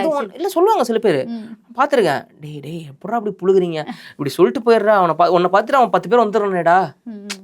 இப்போ மகா கஷ்டமான கோர்ஸு, ஊரே அழுதுன்னு இருக்குது அந்த கோர்ஸு. ஒருத்தன் பாஸ் ஆகிட்டேன்னு சொல்கிறான், ஜாலியாக போய் எழுதுனேன். ஏய் தெரியுமா அந்த படத்தை கூட நான் பார்த்துட்டு போனேன் அதுக்கு முன்னாடி நாள். ஓகே பேசும்போது எப்படி பேசுவாங்கன்னா, அதுக்கு முன்னாடி நாள் படம் அன்றைக்கி ரிலீஸ் ஆச்சு, ஒரு அஜித் படம் ரிலீஸ் ஆச்சு, விஜய் படம் ரிலீஸ் ஆச்சு, அது பார்த்துட்டு போய் அந்த எக்ஸாம் எழுதினேன், பாஸ் ஆகிட்டேன். நீங்கள் நினைக்கிற மாதிரிலாம் கஷ்டம்லாம் கிடையாது. கஷ்டம் தான் சொல்லுவாங்க, அதெல்லாம் உனக்கு கஷ்டம் இல்லை. இவன் சொல்லுவானா இப்போ இவன் தான் ஹீரோ ஆகிடுவான். இப்போ இவனை பார்த்துட்டு ஒரு பெரிய கும்பல் வந்து ஜாயின் பண்ணும். கரெக்ட். 3 வருஷம் கழிச்சு தான் தெரியும் இவன் ஏமாத்திட்டான்ட்டு. 3 வருஷம் யார் தருவா? ஓகே ஸோ உண்மையை சொன்னால் இங்கே வந்து மக்களுக்கு பிடிக்காது, கசக்கும். ஓகே நான் சொல்லுவேன் படிப்பே வாழ்க்கையாக இருக்கணும்டா. நான் வரலாம் ஒரு நாளைக்கு 17 மணி நேரம் படிப்பேன். CA final I still remember 2.5 months leave, 74 days ஒரு லீவ் எடுத்தேன் என் எக்ஸாமுக்கு. August 15, 2011 நான் வந்து லீவ் எடுத்தேன். எனக்கு நல்லா ஞாபகம் இருக்குது. 2011 நவம்பர் நான் எக்ஸாம் எழுதினேன். அந்த டைமில் அசல் படம் கூட வந்துச்சுன்னு நினைக்கிறேன். ஓகே ஸோ நீங்கள் இவ்வளோ டேட்ஸ் கரெக்டாக ஞாபகம் வச்சிங்க. மெமரி இல்லை, மெமரி இருந்தால் தான் சிஏ பாஸ் பண்ண முடியும். அந்த குதிக்கும் குதிரை குதிரை வச்சு அடக்குன்னு ஒரு பாட்டு கூட வரும். அது வந்து எப்பயாவது மூட் அவுட்டாக இருந்ததுன்னா அந்த மாதிரி பாட்டெல்லாம் கூட கேட்பேன் நான். அதுக்கு அடுத்த வருஷம் வந்து ஜியோ சமந்தா படம் இது ரிலீஸ் ஆச்சு. அதுக்கு அடுத்த வருஷம், அதாவது 1 இயர் செலிப்ரேஷனுக்கு நான் சொல்கிறேன். ஓகே. இந்த வருஷம் நான் எக்ஸாம் லீவ் எடுத்திருப்பேன், பாஸ் ஆயிருப்பேன், அந்த எக்ஸாம் எழுதிருப்பேன். அதுக்கு அடுத்த வருஷம் வந்துட்டு நான் ஏதோ செலிப்ரேஷன் பண்ணும்போது அப்போ அந்த பாட்டு ஓடிச்சு. முதல் முறை பார்த்த ஞாபகம்னு சொல்லிட்டு ஒரு பாட்டு ஓடிச்சு அந்த டைமில். ஸோ அப்போது எதுக்குன்னா we can connect ourselves with some songs or ஈவெண்ட்ஸ்ன்றதுக்காக நம்ம லைஃப்பில் எப்பவுமே அது நடந்திருக்கும்னு வச்சுக்கோங்களேன். எல்லாருக்குமே ஏதோ ஒரு பாயிண்ட்ல ஏதோ ஒரு ஈவெண்ட் இருக்கும், அது ஞாபகம் வச்சுக்கிறது ஈஸியாக இருக்கும். இல்ல யூ ஆர் ஆக்சுவலி கரெக்டா லிங்க் பண்ணி சொல்றீங்க அந்த டேட்ஸ் ஈவென்ட்ஸ் அந்த மெமரி ஜாஸ்தியா இருக்குன்னு சொல்றீங்க. அது தெரியல எனக்கு. நான் கொஞ்சம் மெடிடேட் பண்ணுவேன், ஓகே, அதுக்கப்புறம் நிறைய ஸ்லோகம் சொல்லுவேன். பட் இதனால தான் அது வந்துச்சுன்னு சொல்ல முடியாது. இல்ல ஜெனரலி பாய்ஸ் வந்து டேட்ஸ்ல வீக்குன்னுவாங்க, பட் நீங்க வந்து கரெக்டா டேட் இல்லைங்க, அப்படிலாம் இல்லைங்க. எல்லாருமே வீக் தாங்க. நான் உண்மையாக சொல்ல போனா முந்தானத்துக்கு எனக்கு வந்து நிச்சயதார்த்த நாள். ஓகே ஓகே 26 அன்னைக்கு எனக்கு நிச்சயதார்த்த நாள். நானும் வந்துட்டேன், என் ஒய்ஃபும் வந்துட்டா. ஓ 27 அன்னைக்கு ஐயோ நேற்று 26. ஆக்சுவலி 26 ஞாபகம் இருக்கு, அன்னைக்கு தான் 26ன்றதை மறந்துட்டேன். நம்ம டேட்ஸ் பாக்குறது இன்ஃபேக்ட் நான் உங்கள்கிட்ட தெரியும்ல, நான் நேற்றுக்கு தான் 28 நினச்சி வந்துட்டேன். ஓகே அதுதான் பிரச்சனை. ஸோ எனக்கு என்னன்னா சம்டைம்ஸ் எனக்கு டேட்ஸ் குளறுபடி ஆகிடும். ஓகே பட் இப்போ நீங்க சொல்றத வச்சு அதனால நான் ரொம்ப கேர்ஃபுல்லாக இருப்பேன். எனக்கு எது சண்டே எது மண்டேன்னு தெரியாதனால அதுக்காக நான் ரொம்ப கேர்ஃபுல்லாக இருப்பேன். ஐயோ நமக்கு தெரிய மாட்டேங்குது.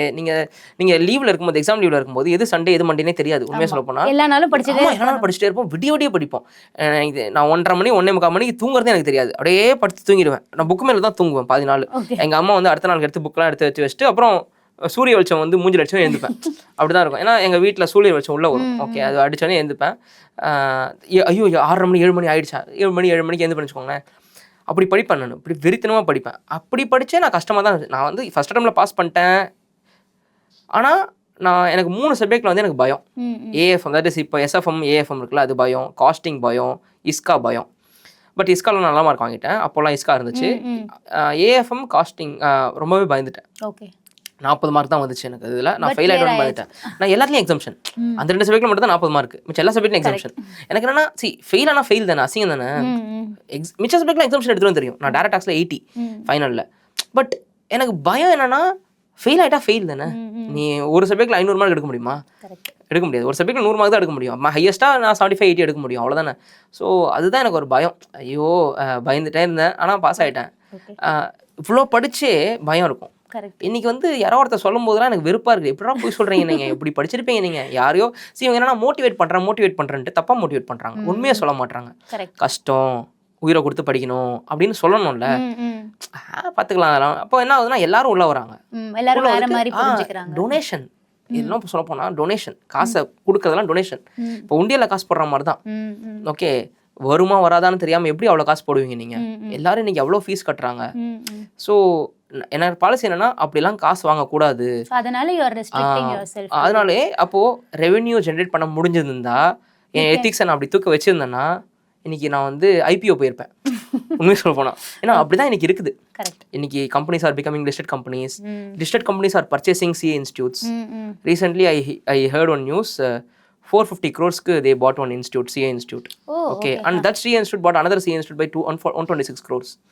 Okay. So இங்கே கேம் வந்துட்டு க்ரோர்ஸில் போய்கிட்டு இருக்கு. பட் நீங்கள் எவ்வளோ எத்திக்கலாக இருக்கீங்க? இப்போ என்னோட இன்டர் பேட்ச் வந்துட்டு சைஸ் வந்து 23 ஒரு பேட்சோட சைஸ். இந்த எத்திக்ஸ்லாம் நான் இல்லாமல் இருந்தேன்னா 200 is assault. இந்த எத்திக்ஸ் இருக்கிறதுனால ரெஸ்ட்ரிக்டிங். அதே மாதிரி foundation batch size is 33, 34, 35. It may go up to 70 maximum. இவ்வளோ கண்டிஷன் வச்சதுனால அந்த கண்டிஷன்லாம் தூக்கிட்டோம்னா எங்கேயோ போகும். ப்ளஸ் நம்ம வந்து ஒரு டியூஷன் மாதிரி எடுக்கிறோம். Okay it's not like institute. Tuition இது ஒன் மோர் அட்டென்ஷன். ஸோ இப்போ உங்களோட பர்சனல் டைம்ன்றது என்னது? லைக் இப்போ வந்து இவ்வளோ பண்ணும்போது கண்டிப்பாக ஃபேமிலி உங்களுக்கு சப்போர்ட் பண்ணும். பர்சனல் டைம் அப்படின்றது ஐ வில் டெல் யூ, நான் என்னோட லைஃப்பில் நிறையா இழந்தது அப்படின்னு சொன்னால் என்னோட பர்சனல் டைம்னு சொல்லலாம். ஓகே பிகாஸ் ஃபுல்லி நீங்கள் ஆஃபீஸ்க்காக நிறைய. நான் காலையில் 6:30 I will start, 5:30 I will start from home. நான் 2019 சொல்கிறேன். அது 19 வரைக்கும் 2008லேருந்து 19 வரைக்கும் 8லேருந்து சொல்கிறேன். ஓகே சிஏ ஸ்டார்ட் பண்ணதுலேருந்து 5:30 வீட்டில் இருக்க மாட்டேன், கிளம்பிடுவேன். அப்போது கிளாஸுக்கு போய்கிட்டு இருந்தேன். அதுக்கப்புறம் கிளாஸ் எடுத்துக்கிட்டு இருந்தேன். ஓகே எங்கள் அம்மா வந்து 4:30க்கு எழுந்துக்கணும். Everyday she should get up 4:30 everyday. மழையோ புயலோ வெயிலோ. ஏன்னா நான் கிளாஸுக்கு லீவ் போடவும் மாட்டேன், நான் கிளாஸுக்கு லீவ் விடவும் மாட்டேன். நான் கிளாஸ் எடுக்க ஆரம்பிச்சது நான் லீவ் விடுறது கிடையாது. மழைனாலும் கிளாஸ் இருக்கும். எல்லாரும் ரைட் அவுட் போட்டு வந்துருங்கடா கிளாஸுக்குன்னு. ஏன்னா அப்போல்லாம் உங்களுக்கு ஆன்லைன் கிடையாது, இப்போ தான் ஆன்லைன்லாம். 6:10 I will go to my class. Shutter open பண்ணுவேன், ஏசி போடுவேன். 6:30 பசங்க வருவாங்க, 6:15 6:30 பசங்க வருவாங்க. கிளாஸ் ஸ்டார்ட் ஆகும். 8:45 வரைக்கும் கிளாஸ் போகும். 8:45 to 9 நான் சாப்பிடுவேன். 9:25 to 9:30 நான் ஆஃபீஸ்க்குள்ளே இருக்கணும். மேக்ஸிமம் 9:45 வரைக்கும் இருக்கலாம். ஆஃபீஸ்க்குள்ளே போயிடுவேன். 5:30 வரைக்கும் நான் ஆஃபீஸ்க்குள்ளே இருக்கணும். 6:15 நான் கிளாஸ்க்குள்ளே இருக்கணும் ஈவினிங். ஆமாம், அதை முடிச்சுட்டு 8:40 வரைக்கும் கிளாஸ் போகும். அதுக்கப்புறம் ஏசி எல்லாம் ஆஃப் பண்ணிட்டு கொஞ்சம் பெஞ்செல்லாம் லைட்டாக அரேஞ்ச் பண்ணிவிட்டு, ஏன்னா அடுத்த நாள் காலையில் திருப்பி வரணும், பெஞ்ச்லாம் லைட்டாக அரேஞ்ச் பண்ணிவிட்டு லைட்லாம் ஆஃப் பண்ணிட்டு தென் ஷட்டரை மூடிட்டு கிளம்புவேன். வீட்டுக்கு போகும்போது மணி 10 ஆகிடும். ஸோ இந்த மாதிரி த்ரூ அவுட் த இயர் இப்படி தான் இருந்தேன். இதுக்கு நடுப்புற கல்யாணம் வேறு ஆச்சு 2018. Love marriage. நான் 3 வருஷம் லவ் பண்ணி கல்யாணம் பண்ண பொண்ணு. நான் லவ் பண்ணும்போது கூட நிறைய நேரம் நான் டைம் ஸ்பெண்ட் பண்ண மாதிரி இருந்துச்சு. கல்யாணம் அதுக்கப்புறம் சுத்தமாக ஸ்பெண்டே பண்ணலன்ற மாதிரி எனக்கு ஒரு ஃபீல் ஆச்சு. ஆமாம், அதுக்கப்புறம் நான் வேற நைட்டு போய் அவளுக்கு வேற கிளாஸ் எடுப்பேன். அப்போ சிஏ முடிக்காமல் இருந்தா. ஸோ அப்போ அவளுக்கு வேற நான் போய் கல்யாணம் ஆனதுக்கப்புறம் கிளாஸ் எடுப்பேன். இந்த மாதிரி அப்புறம் சிஏ முடிச்சா. She completed 1 group. அப்போ தென் ஷீ டோல்ட் லைக் நான் போதும்டா எனக்கு படிச்சதுன்ற மாதிரி ஷீ ஃபெல்ட். ஸோ அப்போ November 2018 November she wrote her exam and cleared group 1. I still remember that. அதுக்கப்புறம் வி டிசைடட் லைக் 2020 தான் நினைக்கிறேன். ரொம்ப ஓடியாச்சு, கொஞ்சம் ஓட்டத்தை குறைக்கணும், ப்ளஸ் பர்சனல் டைம் கான்சன்ட்ரேட் பண்ணணும். ஸோ காசும் ஓரளவுக்கு இருக்குது. இப்போ நம்ம வந்து let us go for family வேன்னு முடிவு பண்ணோம். Then I change my lifestyle டோட்டலாக. நான் வந்து 2020 அப்படியே ஓடிடுச்சு, ஜாலியாக அப்படியே கொஞ்சம் போச்சு. ஏன்னா அப்போ தான் ப்ராக்டிஸும் தனியாக பண்ணுறது, கிளைண்ட்ஸ் பண்ண மாதிரி போச்சு. 2021 ஐ சேஞ்ச் மை லைஃப். நான் பர்சனல் டைம் ஒன்று ஸ்பெண்ட் பண்ண ஆரம்பிச்சிட்டேன். So I spend lot of personal time. இப்போ நீங்கள் வந்துட்டு என்கிட்ட கேட்டிங்கன்னா my wife is very happy wife. Okay, we got a child now. எனக்கு 1 வருஷத்துக்கு மேலே ஆயிடுச்சு, 1 year to 1 month ஆயிடுச்சு அவனுக்கு. ஸோ இன்னும் வேணும் பர்சனல் டைம் இல்லையா? குழந்தை வந்ததுக்கப்புறம் எஸ், நான் வந்துட்டு எனக்கு அது ரொம்ப பிடிக்கும். அவன் கூட டைம் ஸ்பெண்ட் பண்ணுறது, அவன் கக்கா போனால் அலம்பி விடுறது. லைக் நான் ரொம்ப வேண்டிக்கிட்டு பிறந்த பையன். ஏன்னா நாங்கள் முடிவு பண்ணோம் குழந்தை பெற்றுக்கணும்னு முடிவு பண்ணோம். 2021 முடிவு பண்ணி 2023 வாஸ் என்ன சொல்ற டெலிவரி 2024 ஜான்வரி 23 அவன் உருவானான்.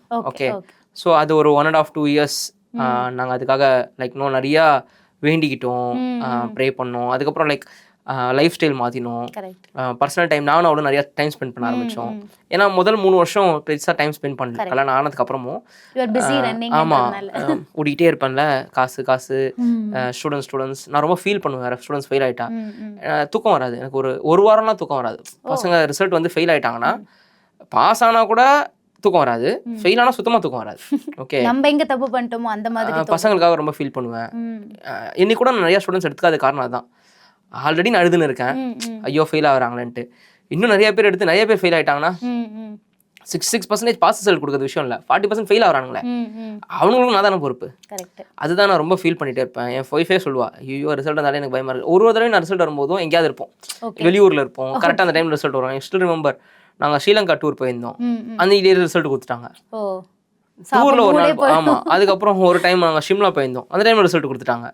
ஓகே, இப்போ யோசிச்சு பாருங்களேன், இப்போ நம்ம 20th இந்த தடவை சொல்கிறேனே 25th to 28th ரிசல்ட் வரும்னு நம்ம நினச்சிருந்தோம். இந்த அட்டம் மார்ச்சுக்கு கொண்டு போயிட்டாங்க. ஸோ யாராவது நினச்சி பார்த்தோமா? ஏன்னா ரிசல்ட் போன தடவை வந்துட்டு 31st of October கொடுத்தாங்க, எக்ஸாம் வந்துட்டு செப்டம்பர் 21st அன்னைக்கு முடிஞ்சிச்சு. ஸோ அப்போ என்ன கணக்கு, 1 மாதம் ப்ளஸ் ஒரு 5-6 நாள் அப்படின்னு வச்சுக்கலாமே. அதே மாதிரி தான் எப்படியும் வச்சுக்கிட்டோம். அப்போ இப்பயும் 21ஆம் தேதி முடிஞ்சிச்சு, 1 மாதம்ன்றது 21 February. ஓகே, அப்போ February 28ஆம் தேதி ரிசல்ட் கொடுக்கணும். ஆனால் அது March 5ஆம் தேதிக்கு போகுது. அப்போது நம்ம அதுக்கு தகுந்த மாதிரி பிளான் பண்ணிப்போம். அப்போ டூர் போயிடுவோம், ஆனால் ரிசல்ட் வந்து மாறி வரும். ஓகே, அப்போது ஒரு தடவையுமே டூரும் போது அடி வாங்கும். அப்போது நிறைய தடவை நான் வந்துட்டு பிளான் பண்ணி சொதப்பி இருக்குது. அப்போது பர்சனல் டைம் கொடுத்தாலுமே சொதப்போம் இந்த மாதிரி. ஆமாம், சொதப்போம். சம்டைம்ஸ் கிளைண்ட் கால் பண்ணுவாங்க, ஒரு நாள் ஃபுல்லாக கிளைண்ட்டோட போயிடும். அவங்களுக்கு அர்ஜென்ட்டாக இருக்கும், பேங்க்கில் லோன் போயிருக்கும், அவங்க இந்த டாக்குமெண்ட் கேட்குறாங்க, இமீடியட்டாக கொடுக்கலன்னா போச்சுன்னுவாங்க. கொஞ்சம் ப்ளீஸ் அப்படின்னும் அப்படியே போகும். பட் ஆனால் நம்ம தான் அல்டிமேட்லி ரெஸ்பான்ஸ். ஆமாம், ஏன்னா நம்ம ரிட்டன் டிக்கெட் போட்டு தானே கிளம்புறோம் எங்கே போனாலுமே. இப்போ நீங்கள் எந்த வெளிநாடு போனாலுமே ரிட்டன் டிக்கெட் போடாமல் உங்களுக்கு வீசாவே கொடுக்க மாட்டான். ஸோ ரிட்டன் டிக்கெட் போட்டு தான் கிளம்புவோம் நம்ம ஆன் அரைவல் வீசாவில். போகும்போது கிளம்பி ஆகணும். இப்போ நான் ஒரு இடம் பார்க்கல அன்றைக்கின்னு வச்சுக்கோங்களேன், போச்சு. ஆமாம், ஐட்னரியில் அது போட்டிருப்பாங்க, நம்ம அதுக்கும் காசு கட்டியிருப்போம், பார்க்கலன்னா போச்சு. எனக்கு ஃபீல் இல்லை, நான் ஏன்னா வேறு ஏதாவது வேலையை பார்த்துட்டேன். என் ஒய்ஃபுக்கு பயங்கர ஃபீல் ஆகும், இங்கே இன்னைக்கு போயிருக்கணும் போலியேன்ற மாதிரி. So she is also working இப்போ? No, now she is not working. She was working. Star ஹெல்த்ல இருந்தா, அவ ஃபினான்ஸ்ல இருந்தா. அது அந்த குழந்தைக்கு நாங்க பார்க்கணும்னும் போது ரெண்டு பேரும் ஃபியூச்சர்ல பிராக்டிஸ்க்கு சேர்ந்து அந்த மாதிரிலாம் ஏதாவது? இல்ல அவ என்னோட டீச்சிங்லயோ என்னோட ப்ரொஃபஷன்லயோ ஓகே, அது சண்டை போடாம இருக்கணும்னா தான் வந்து பண்ணி. சரி, நீங்க ஹஸ்பண்ட் ஒய்ஃப் சேர்ந்து பண்றீங்க, ஐ டெல் யூ, நான் பார்த்த வரைக்கும் நான் டக்குன்னு கோவப்பட்டுருவேன். ஓகே. எங்க அம்மாவும் நானும் பயங்கர, இப்போ எங்க அம்மா வந்து she is taking care of the academy. She is the owner of the academy. Oh, okay. my அம்மா வந்து ஒய்ஃப் ஒரு ஓன் பண்ணுறா, எங்கள் அம்மா ஓன் பண்ணுறாங்க. we have two. So wife ஒன்ட்டு இருக்கும், அம்மா கிட்ட ஒன்று இருக்கும், அப்பா கிட்ட வந்து பப்ளிஷிங் டிவிஷன் இருக்கு. ஓகே. ஸோ அவங்க தான் பண்ணுறாங்க, ஃபேமிலியே உங்களுக்கு சப்போர்ட் பண்ணுறாங்க. ஆமாம், எங்கள் அம்மா தான் இன்றைக்கும் பசங்ககிட்ட வந்துட்டு யார் உனக்கு புக் அமைச்சானா ஏகே கிருஷ்ணன் அம்மா. ஓகே, புக்கில் என்ன பிரச்சனை இருக்குது அது மாதிரிலாம் அவங்க சொல்லுவாங்க. ஓகே, நீ என்னடா 2024 ஃப்ரண்ட்ல போட்ட, உள்ள 25 இருக்கு அப்படின்வாங்க எங்கள் அம்மா. அம்மா பயங்கர சப்போர்ட். ஏன்னா அவங்களுக்கு இன்னும் சண்டையும் வரும். நீங்கள் ஒன்ஸ் நீங்கள் உள்ளே வந்துட்டீங்கன்னா ப்ரொஃபஷனுக்குள்ளேயோ இல்லைனா பிஸ்னஸ்குள்ளேயோ சண்டை பயங்கரமாக வரும். அது வந்து பர்சனல் லைஃப் ஆகிட்ட கூடாது. இவன் she will take it personally. அது தேவையில்லைன்றதை நாங்கள் முன்னாடியே முடிவு பண்ணிட்டோம். ஏன்னா நான் நிறைய பேரை பார்த்துருக்கேன், நல்ல ரொமான்ஸில் இருக்கிறவங்கலாம் வந்து சண்டை போடுவாங்க. அது வேணாம், ஆல்ரெடி சண்டை நடக்கும், குட்டி குட்டி சண்டை, சும்மா குட்டி குட்டியாக தான் சண்டை நடக்கும். ஆமாம், ஏதாவது வாங்கி வர சொல்லியிருப்பான், நான் வாங்கி வராமல் போயிடுவேன். மற்றதுக்குலாம் இம்பார்ட்டன்ஸ் கூட எனக்கு மட்டும் கொடுக்காதான்னு வா. ஆனால் சண்டைன்னு சொல்ல முடியாது அது. பட் இங்கே வந்துட்டு it will go much higher heights. எனக்கு பார்ட்னர்ஸ் இருக்காங்க, எனக்கு தேவையில்லைன்னு நினைப்பேன். அண்ட் இதுவே போதுமான சம்பளம். ஓகே, நான் வந்து இவ்வளோ சம்பாதிச்சா போதும், வருஷத்துக்கு இவ்வளோ சம்பாதிச்சா போதும்னு எனக்கு மனசில் ஃபீல் இருக்கு. அவங்களையும் கூப்பிட்டுக்கிட்டு இன்னும் ஏற்றணும்னு அவசியம் இல்லை. சரி, நான் சொன்னேன் என் எத்திக்ஸில் கொஞ்சம் மாற்றினாலே நிறையா சம்பாதிக்கலாம் போது நான் எதுக்கு இதெல்லாம் வைக்கணும். எனக்கு நிறைய பேர் வந்துட்டு ஐடியாஸ்லாம் கொடுப்பாங்க, இந்த மாதிரி பண்ணுங்க, இன்னும் நிறையா பண்ணலாம், இந்த மாதிரி டேய் இதெல்லாம் எதுவுமே பண்ணாமல் என்னால் நிறையா பண்ண முடியும், நான் தாண்டா வேணான்னு நினைக்கிறேன். நம்ம ரெஸ்ட்ரிக்ட் பண்ணிக்கணும், நம்ம எந்த அளவுக்கு போகலாம் அப்படின்னு சொல்லிட்டு. இல்லைனா திருப்பி பர்சனல் டைமே இருக்காது நமக்கு. ஏன் பர்சனல் டைம் வரணுன்றதா தான் இவ்வளோ வேலையே பண்ணியிருக்கோம். நைட் நிம்மதியாக தூங்கணும் ஆர்த்தி, இதான் நான் சொல்லுவேன். கில்ட்டி ஃபீலிங் இல்லாமல் I use to go to gym. Okay, நான் டெய்லி 1 hour ஒர்க் அவுட் பண்ணுவேன். அதான் நமக்கும் டைம் அலாட் பண்ணி, சொசைட்டிக்கும் பண்ணி, எக்ஸாக்ட்லி ஸ்டூடெண்ட்ஸ்க்கும் பண்ணி, ஈக்குவலா டிவைட் எல்லாத்துக்கும் ஈக்குவலா டிவைட் பண்ணி. இப்போ என் குழந்தைக்கு வந்து அவனுக்கு அம்மா எவ்வளோ பிடிக்குமோ அப்பாவும் அவ்வளோ பிடிக்கும். அந்த அளவுக்கு. ஆமா, அண்ட் நாங்க தனி குடும்பத்துல இருக்கோம். So I have to spend time with my mom also. So அடிக்கடி அவங்க வீட்டுக்கு போகணும், வாரத்துக்கு ஒரு தடவையாவது அங்கே போகணும், இவங்க வீட்டுக்கு போகணும், இவங்க அப்பா அம்மாவை போய் பார்க்கணும். ஸோ ஒரு நாள் இங்கே ஒரு நாள் அங்கே. ஆமா ஆமா ஆமா, you have to balance everything. அதுதான் முக்கியம்.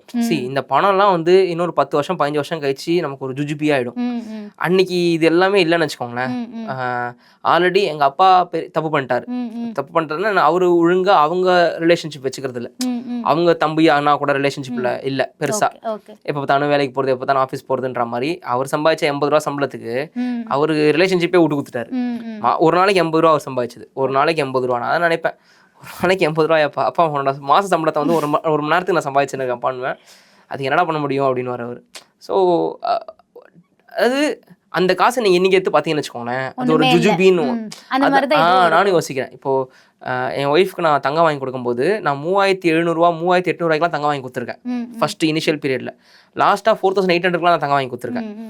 4800 நான் ஒரு நிறையா வாங்கி கொடுத்தேன். ஓகே, இன்னைக்கு போய் நீங்கள் அதை பார்த்தீங்கன்னு வச்சுக்கோங்களேன், எவ்வளோ பெரிய வேல்யூவாக இருக்குது. அதாவது இன்னைக்கான காசை 10 வருஷம் கழிச்சு பார்த்தா அது ஒரு வேல்யூ இருக்காதா இருக்கும். அதே மாதிரி அன்னைக்கு அந்த டைம் ஸ்பெண்ட் பண்ணோம்ல, அன்னைக்கு அந்த கிஃப்ட் கொடுத்ததில்ல, அதோட வேல்யூ இன்னைக்கு பெருசா இருக்கும். அன்னைக்கு வந்து அது பெரிய வேல்யூ கிடையாது, ஆனா அந்த வேல்யூ இன்னைக்கு பெருசு. அதாவது அன்னைக்கு நான் டைம் ஸ்பெண்ட், அதான் நான் தங்கம் வாங்கினு சொல்ல வரல, நான் டைம் ஸ்பெண்ட் பண்ண அன்னைக்கு நான் ஏதோ அன்னைக்கு கிடைச்சதே எனக்கு ஒரு நாள் தான் கிடைச்சிருக்கும். அந்த ஒரு நாள் ஐ திங்க் உமன்ஸ் டேன்னு நினைக்கிறேன். அந்த 2019 19 தான் நினைக்கிறேன் மோஸ்ட்லி. அப்போ தான் அவள்கிட்ட நான் டைம் ஸ்பெண்ட் பண்ணுவேன். அப்போ டைம் ஸ்பெண்ட் பண்ணி அப்போ கையில் கொஞ்சம் காசு இருக்கும், போய் ஏதாவது ஒருத்தாங்க நான் அதை ரிலேட் பண்ணிக்கிறேன். ஸோ அன்றைக்கி நான் ஸ்பெண்ட் பண்ண டைம்ன்றதோட வேல்யூ வந்து இன்றைக்கி டபுள் ட்ரிபிள் மாதிரி. ஓகே, கோல்டுக்கு சொல்லுவாங்க. அதனால வி ஸ்பெண்ட் டைம் மோர். நான் சிஏ முடிச்சதுக்கப்புறம் நான் சொல்கிறேன் கேளுங்க, என்னோட ப்ரெடிக்ஷன் சொல்கிறேன். 2032 இந்த உலகம் எப்படி இருக்கும்ட்டு. there will be more single parent in Chennai. Okay, there will be more single parent in Chennai. There will be more fertility center in Chennai. Okay, because நான் இந்த 2 வருஷத்துல ஃபெர்டிலிட்டி சென்டருக்கு போயிருக்கேன். ஓகே, ஐவிஎஃப் பண்ணல, யூஐ பண்ணல, IUI பண்ணல, அது எல்லாத்தையும் பற்றி நான் தெரிஞ்சுக்கிட்டேன். ஓகே, அது என்ன காஸ்ட் கூட விஷயம் இல்லை, அது என்ன சயின்ஸ், ஓகே, என்ன அனாட்டமி, நம்ம என்ன மாதிரி மாறணும் அதுக்குள்ளே போகாமல் இருக்கணும்னா. உங்கள்கிட்ட 5 லட்ச ரூபா 10 லட்ச ரூபா மாதம் கூட நீங்கள் சம்பாதிக்கலாம். ஆனால் ஒரு சாட்டிஸ்ஃபேக்ஷன் அப்படின்னு வரும்போது அதில் எனக்கு சாட்டிஸ்ஃபேக்ஷன் கிடைக்குமான்னு தெரில. ஓகே, நேச்சுரலாக புள்ள பேத்துக்கிற சாட்டிஸ்ஃபேக்ஷன் அதில் கிடைக்குமா எனக்கு தெரியல. பட் இதெல்லாம் ஆயிடும் ஃபியூச்சரில். ஏன்னா நான் எவ்வளோ மட்டமான லைஃப் ஸ்டைலில் இருந்தேன். ஓகே, இத்தனைக்கு நான் சரக்கு அடிக்க மாட்டேன், தம் அடிக்க மாட்டேன், எனக்கே கஷ்டம். ஓகே, என் தாத்தாக்கு 11 பசங்க. ஓகே, எனக்கு ஒரு புள்ள பிறக்கிறதுக்கு எனக்கு கஷ்டமாகி போச்சு. என்ன காரணம்னா லைஃப் ஸ்டைல், ஸ்ட்ரெஸ், ஒர்க்கு.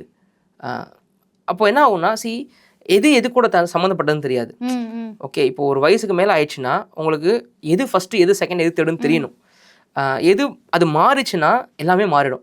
நான் சொல்கிறேனே, ஒரு 10 கோடி ரூபா சம்பாதிச்சு வச்சாச்சு, அடுத்த ஜென்ரேஷன் இல்லைன்னா அந்த 10 கோடி யாருக்கு? கரெக்ட். அட்லீஸ்ட் இருந்தால் கொடுத்துட்டு போகலாம். அடுத்த ஜென்ரேஷனே இல்லைன்னா நான் அந்த 10 கோடி யாருக்கு தரது? அப்போ எதுக்காக நான் உழைச்சேன்? அந்த 10 கோடி கொண்டு போய் ஹாஸ்பிட்டலில் தரதா? ஓகே, ஊர் தெரு ஹாஸ்பிட்டல் இருக்குது.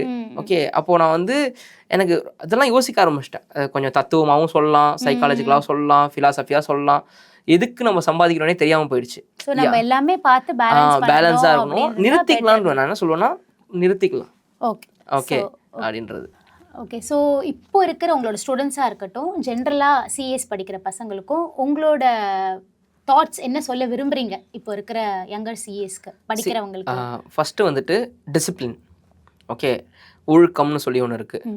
அதாவது யாராவது பார்த்தா தான் நான் படிப்பேன், யாராவது சொன்னால் தான் படிப்பேன், அம்மா அப்பா சொன்னால் தான் படிப்பேன் அப்படின்னு இருக்கக்கூடாது. ஏன்னா நிறைய அப்பா அம்மாவுக்கு இந்த கோர்ஸ் பற்றி தெரியாது, இதோட டெப்த்து தெரியாது.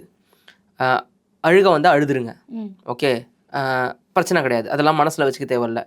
அண்டு யாராவது ஒரு டீச்சரை பிடிச்சிக்கோங்க. இன்றைக்கி ஒரு மென்டார். ஆமாம், இன்றைக்கி என்ன ஆச்சுன்னா, தடி எடுத்தவங்களாம் தண்டல்காரன்ற மாதிரி every one become teacher. Because every one has YouTube, every one can post thing. எல்லாராலையும் சொல்லிக் கொடுக்க முடியும். யார் சொல்லிக் கொடுக்குறது புரியும், யார் சொல்லிக் கொடுக்குறது புரியாது, யார் உன்னை பர்சனலாக கேர் எடுத்துப்பாங்கன்றதுலாம் ரொம்ப ரொம்ப கஷ்டம். இன்றைக்கி ஸ்பிரிச்சுவல் குரு மாதிரி தாங்க. தெருக்கு ஒருத்தர் இருக்காரா இல்லையா, ஸ்பிரிச்சுவல் குரு. ஓகே, எல்லாரும் ப்ராப்ளமாக இருக்காங்க, யார் தான் ப்ராப்ளம் இல்லை, எல்லாரும் ப்ராப்ளமாக இருக்காங்க. ஆனால் உண்மையானவரும் ப்ராப்ளமாகவே இருக்க மாட்டான். அதான் பிரச்சனை. யார் உண்மை யார் போய் தெரியல, எல்லாமே கலந்து இருக்கும். ஓகே, இந்த நம்ம கல்யாணம் போது அரிசியும் பருப்பும் கலந்துருவாங்கல்ல, கலந்துட்டு கொடுத்துட்டு அப்படின்வாங்க. அதுமாதிரி இது கலந்து இருக்குது. இதில் சூஸ் பண்ணுறது ரொம்ப கஷ்டம். கரெக்டாக சூஸ் பண்ணணும். நானே சொல்லுவேன், நல்ல மனைவி அமைவது மட்டும் இறைவன் ஸ்டூடெண்ட் கருணை இல்லைடா, நல்ல குரு அமைவதும் இறைவன் கருணை. அதே மாதிரி எனக்கு நல்ல ஸ்டூடெண்ட் அமைவதும் இறைவன் கருணைன்னு நான். ஸோ ஃபஸ்ட்டு ப்ராப்பரான ஒரு டீச்சர்கிட்ட போகணும், ப்ராப்பராக கற்றுக்கணும், டெய்லி படிக்கணும். ஆஃபீஸும் முக்கியம், ஆர்டிகல்ஷிப்பும் முக்கியம், படிக்கிறதும் முக்கியம். இன்றைக்கி தமிழ்நாடை பொறுத்த வரைக்கும் CA final result is very very bad. Okay, நான் 2019 face to face last batch எடுக்கும்போது 5 ஆல் இண்டியா ரேங்க் கொடுத்தேன். அந்த பேட்சில் சொல்கிறேன், 25 பேரோ 26 பேரோ கிளாஸில் 5 பேர் ஆல் இண்டியா ரேங்க். அது மாதிரிலாம் இன்னொரு யாராவது கொடுப்பாங்களான்றது எனக்கு தெரியல. ஓகே, நான் 5 பேர் பாஸ் பண்ணது சொல்லல, 25 பேர் படித்தாங்க, 5 பேர் ரேங்க். ஸோ பாஸ் பர்சன்டேஜ் பார்த்தீங்கன்னா கிட்டத்தட்ட 85 90 85ன்னு வச்சுக்கோங்க. 80 மேலே இருக்கும் பாஸ் பர்சன்டேஜ் ஃபைனலில். அதாவது 15-20% ரிசல்ட் வர இடத்துல நான் 80% கொடுத்துருக்கேன். ஆனால் இன்றைக்குமே எனக்கு ஃபைனல் ஒரு பேட்ச் அனௌன்ஸ் பண்ணால் கூட்டம் வருமானது தெரியல. 35 பேர் வந்தால் பெரிய விஷயம். ஏன்னா மக்களுக்கு வேறு ஏதோ ஒன்று தேவை, வேறு ஏதோ இங்கே தேவை. ஒரு ஜாலியாக இருக்கணுமா என்னன்னு தெரியாது, நான் ரொம்ப ஸ்ட்ரிக்டாக இருப்பேன், அவங்க வேறு ஏதோ நோக்கி போகிறாங்க. ஸோ பசங்களை பொறுத்த வரைக்கும் பாஸ் பண்ணுவாங்க, நிறையா பேர் பாஸ் பண்ணுவாங்க. இன்றைக்கி என்னோடய ஸ்டூடெண்ட் 11.5 lakhs சேலரி வாங்குறான். அது இப்போ தான் பாஸ் பண்ணான். ஒரு மேபி லைக் ஜான்வரி ரிசல்ட் அப்போ பாஸ் பண்ணான்னு வச்சுக்கோங்களேன். So they are getting 11 lakhs package அப்படின்னும் போது இன்னொரு குரூப் 7.5 lakhs பேக்கேஜ் வாங்குது. சிஏ தான் ஆகணும். ஸோ ஐ கேன் சி இப்போ இவன் 7.5லேருந்து 11 வரதுக்கு எவ்வளோ வருஷம் ஆகும், இவன் 11லேருந்து 20 போகிறதுக்கு எவ்வளோ வருஷம் ஆகும். ஏன்னா எல்லாருக்கும் 20% ஃப்ரம் தட் எக்ஸிஸ்டிங் பேக்கேஜ் தான் இன்க்ரிமெண்ட் அடுத்த வருஷம். ஸோ இங்கே சிஏ முடித்தா மட்டுமே உங்களுக்கு சேலரி கொடுத்துட போகிறது இல்லை, எவ்வளோ நாலேஜோட முடிக்கிறீங்க, யார்கிட்ட கற்றுக்குறீங்க, எங்கே கற்றுக்குறீங்க. ஸோ ஆர்டிகல்ஷிப்பு வேணும், சிஏவும் வேணும், 2 கலக்கணும். அதே மாதிரி ஃபவுண்டேஷன் இன்டர் பொறுத்த வரைக்கும் இப்போ நிறையா ஃபேக்கல்ட்டிஸ் என்ன சொல்கிறாங்கன்னா, ஐசிஏ புக்கை தூக்கி லேஃப்டில் வச்சுருங்க. ஓகே, நான் நோட்ஸ் கொடுக்குறேன் படி, நான் இப்போ தான் அப்படியே மாறுறேன். முன்னாடி ஐசிஐ புக்கு எனக்கு பிடிக்காம இருந்துச்சு, இப்போ எனக்கு ஐசிஐ புக் பிடிக்குது, ரொம்ப நல்லா இருக்குது. எஸ், 1-2 டாபிக் ரிப்பீட்டடாக இருக்குது, பட் நிறைய டாபிக் சூப்பராக இருக்குது. ஓகே, நான் எப்படி நான் முன்னாடி புக் எழுதிக்கிட்டு இருந்தேன், இப்போ ஸ்லோவாக புக் எழுதி நிறுத்திட்டேன், ஏன்னா ஐசிஐ புக்கே ரொம்ப நல்லா இருக்குது. அப்போது நான் இப்போ ஐசிஐ புக்கில் தான் கிளாஸ் எடுக்கிறேன், வேர்ட் பை வேர்ட் எடுக்கிறேன். பசங்களுக்கு நான் என்ன சொல்றேன்னா ஐசிஐ புக் ஃபுல்லா படிங்க, ஐசிஐ புக் படிக்கணும், டிசிப்ளின்டா இருங்க, டிசிப்ளினா இருங்க, ஆமா நல்ல மென்டாரை சூஸ் பண்ணுங்க, அம்மா அப்பா கூட பேசுங்க. ஓகே, நான் இன்னைக்கு என் பசங்க கிட்ட சொல்றது என்னன்னா, செக்ஷன் நம்பர்ஸ் எழுதி அம்மா கிட்ட கொடுத்துரு, அம்மாவை செக்ஷன் நம்பர் கேட்க சொல்லு, ஸ்டாண்டர்ட்ஸ் எழுதி அம்மா கிட்ட கொடுத்துரு, கேரோ நம்பர் எழுதி அம்மா கிட்ட கொடுத்துரு, அம்மாவை கேரோ கேட்க சொல்லு. Like how we studied in school அதே மாதிரி கண்டினியூ இன் சிஏ. சோ அவங்களையும் பார்ட்டிசிபேட் பண்ண வைங்க படிப்புல. தெரியாதுன்னு ஒதுக்கிடாதீங்க, அம்மாக்கு என்ன தெரியும் அப்பாக்கு என்ன தெரியும் ஒதுக்கிடாதீங்க, அவங்களையும் பார்ட்டிசிபேட் பண்ண வைங்க. அவங்களுக்கு நம்பர்ஸ் தெரியும், அவங்க நம்பர்ஸ் கேட்பாங்க. செக்ஷன் 52 என்னன்னு சொன்னா ப்ரீமியம்னு சொல்லணும் பையன். ஓகே, நம்ம ஸ்கூல் டைம்ல எப்படி படிச்சோமோ அதே மாதிரி கண்டினியூ பண்ணுங்க, எல்லாரும் கிளியர் பண்ணலாம்னு சொல்றேன். அதே மாதிரி சூஸியா படிக்க கூடாது, எல்லாத்தையும் படிக்கணும். டைம் எடுத்துக்கோ, மேபி ஒரு மாசம் 2 மாசம் எக்ஸ்ட்ரா கூட டைம் எடுத்துக்கோ. பட் நம்ம பாஸ் ஆனோம் அப்படின்ற ஒரு இன்டென்ஷனோட படிக்கணும். எல்லாருமே பாஸ் ஆனது தான் படிக்கிறாங்க, ஆனா அதுக்கான எஃபர்ட் போடுறது இல்ல, பார்ட்டிசிபேட் பண்ண வைக்கணும். நம்ம நிறைய டெஸ்ட் எழுதணும், இவங்கெல்லாம் யாருமே டெஸ்ட் எழுதுறது இல்ல. அதான் நான் சிம்பிளா சொல்லணும்னா everybody should take the efforts to clear, அதை நோக்கி பண்ணணும்னு சொல்றீங்க. So thank you sir Krishnan. So இவ்வளோ பிஸி ஸ்கெட்யூல்ல டீச்சிங் அண்ட் ப்ரொஃபஷன் விட்டுட்டு எங்களுக்காக டைம் ஸ்பெண்ட் பண்ணியிருக்கீங்க. Thank you so much. So friends, AKS Krishnan வந்து ஒரு அகாடமி ரன் பண்ணுறாங்க ஆக்சுவலி நான் சொன்ன மாதிரி. So he is taking lot of classes, CA foundation, inter and final also. So அவங்க கிளாஸஸ்லேயும் இருக்கட்டும், அவங்களோட ஃபர்ம்லேயும் இருக்கட்டும், நிறைய பிரின்சிபல்ஸ் அண்ட் எத்திக்ஸ் ஃபாலோ பண்ணுறாங்க. ஸோ இந்த எத்திக்ஸ் பிரின்சிபல்ஸ்லாம் இப்போ நிறைய பேருக்கு இல்லை. ஸோ அதெல்லாம் ஃபாலோ பண்ணோம் அப்படின்னா நம்ம நல்லாவே ஷைன் ஆகலாம் அப்படின்றதையும் சொல்லியிருக்காங்க. ஸோ இந்த மாதிரி இன்புட்ஸ்லாம் உங்களுக்கு நிஜமாவே பிடிச்சிருக்கு அப்படின்னா எங்களோட சேனலை கண்டினியூஸாக பார்த்து சப்ஸ்கிரைப் பண்ணுங்கள். And till we see next podcast series, signing off, chat with Aarthi.